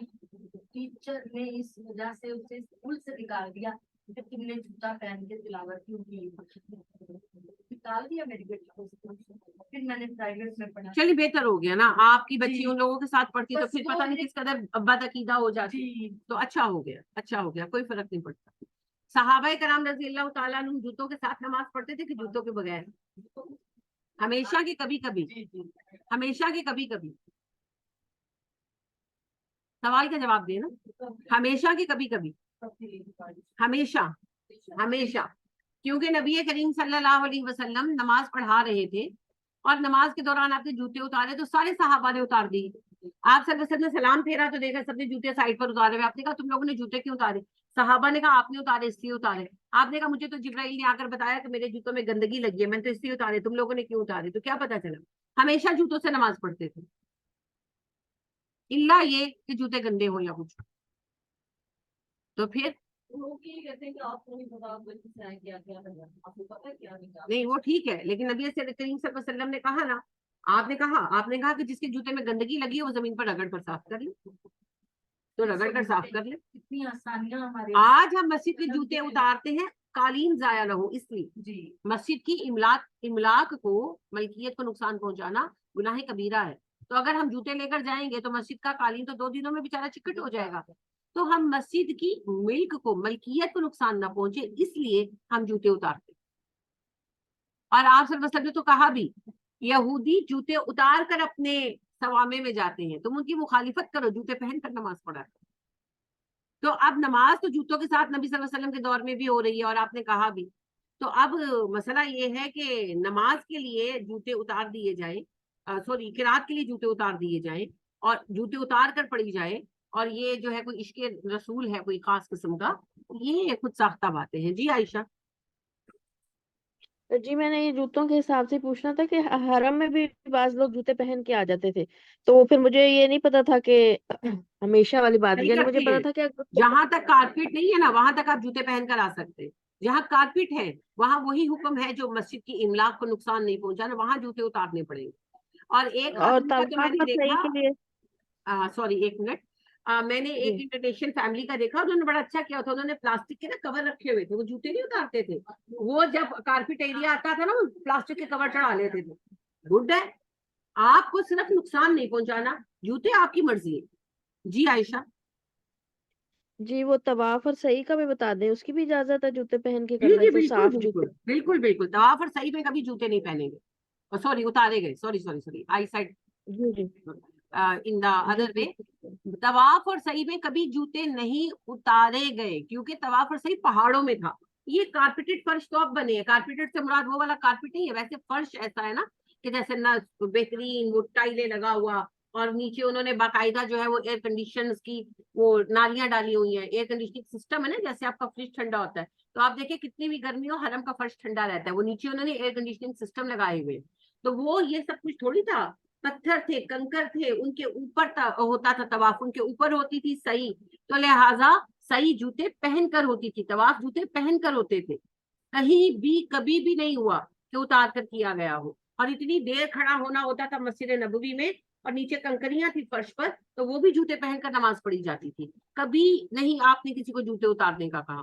یہ تو پھر جب فرش بنے ہیں, کارپیٹ بچھے ہیں, تو پھر اس کے مطابق ہم لوگوں کو ادب سیکھنا پڑا. جیسے اپنے گھر میں جن کمروں میں کارپیٹ نہیں ہم جوتوں سے پھرتے ہیں, جن میں کارپیٹ ہے ہم جوتے اتار دیتے ہیں. تو یہ نارمل احتیاط ہے, کوئی بات نہیں, کوئی بات نہیں. اللہ سبحانہ و تعالیٰ فرماتے ہیں یا ایھا الذین اوتوا الکتاب لا تغلوا فی دینکم, اے لوگوں جنہیں کتاب دی گئی اپنے دین میں غلط سے کام نہ لیں.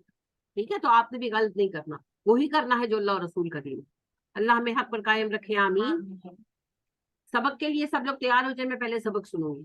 چلیے, السلام علیکم ورحمۃ اللہ. سبحانک اللہم و بحمدک ونشہد ان لا الہ الا انت ونستغفرک ونتوب الیک.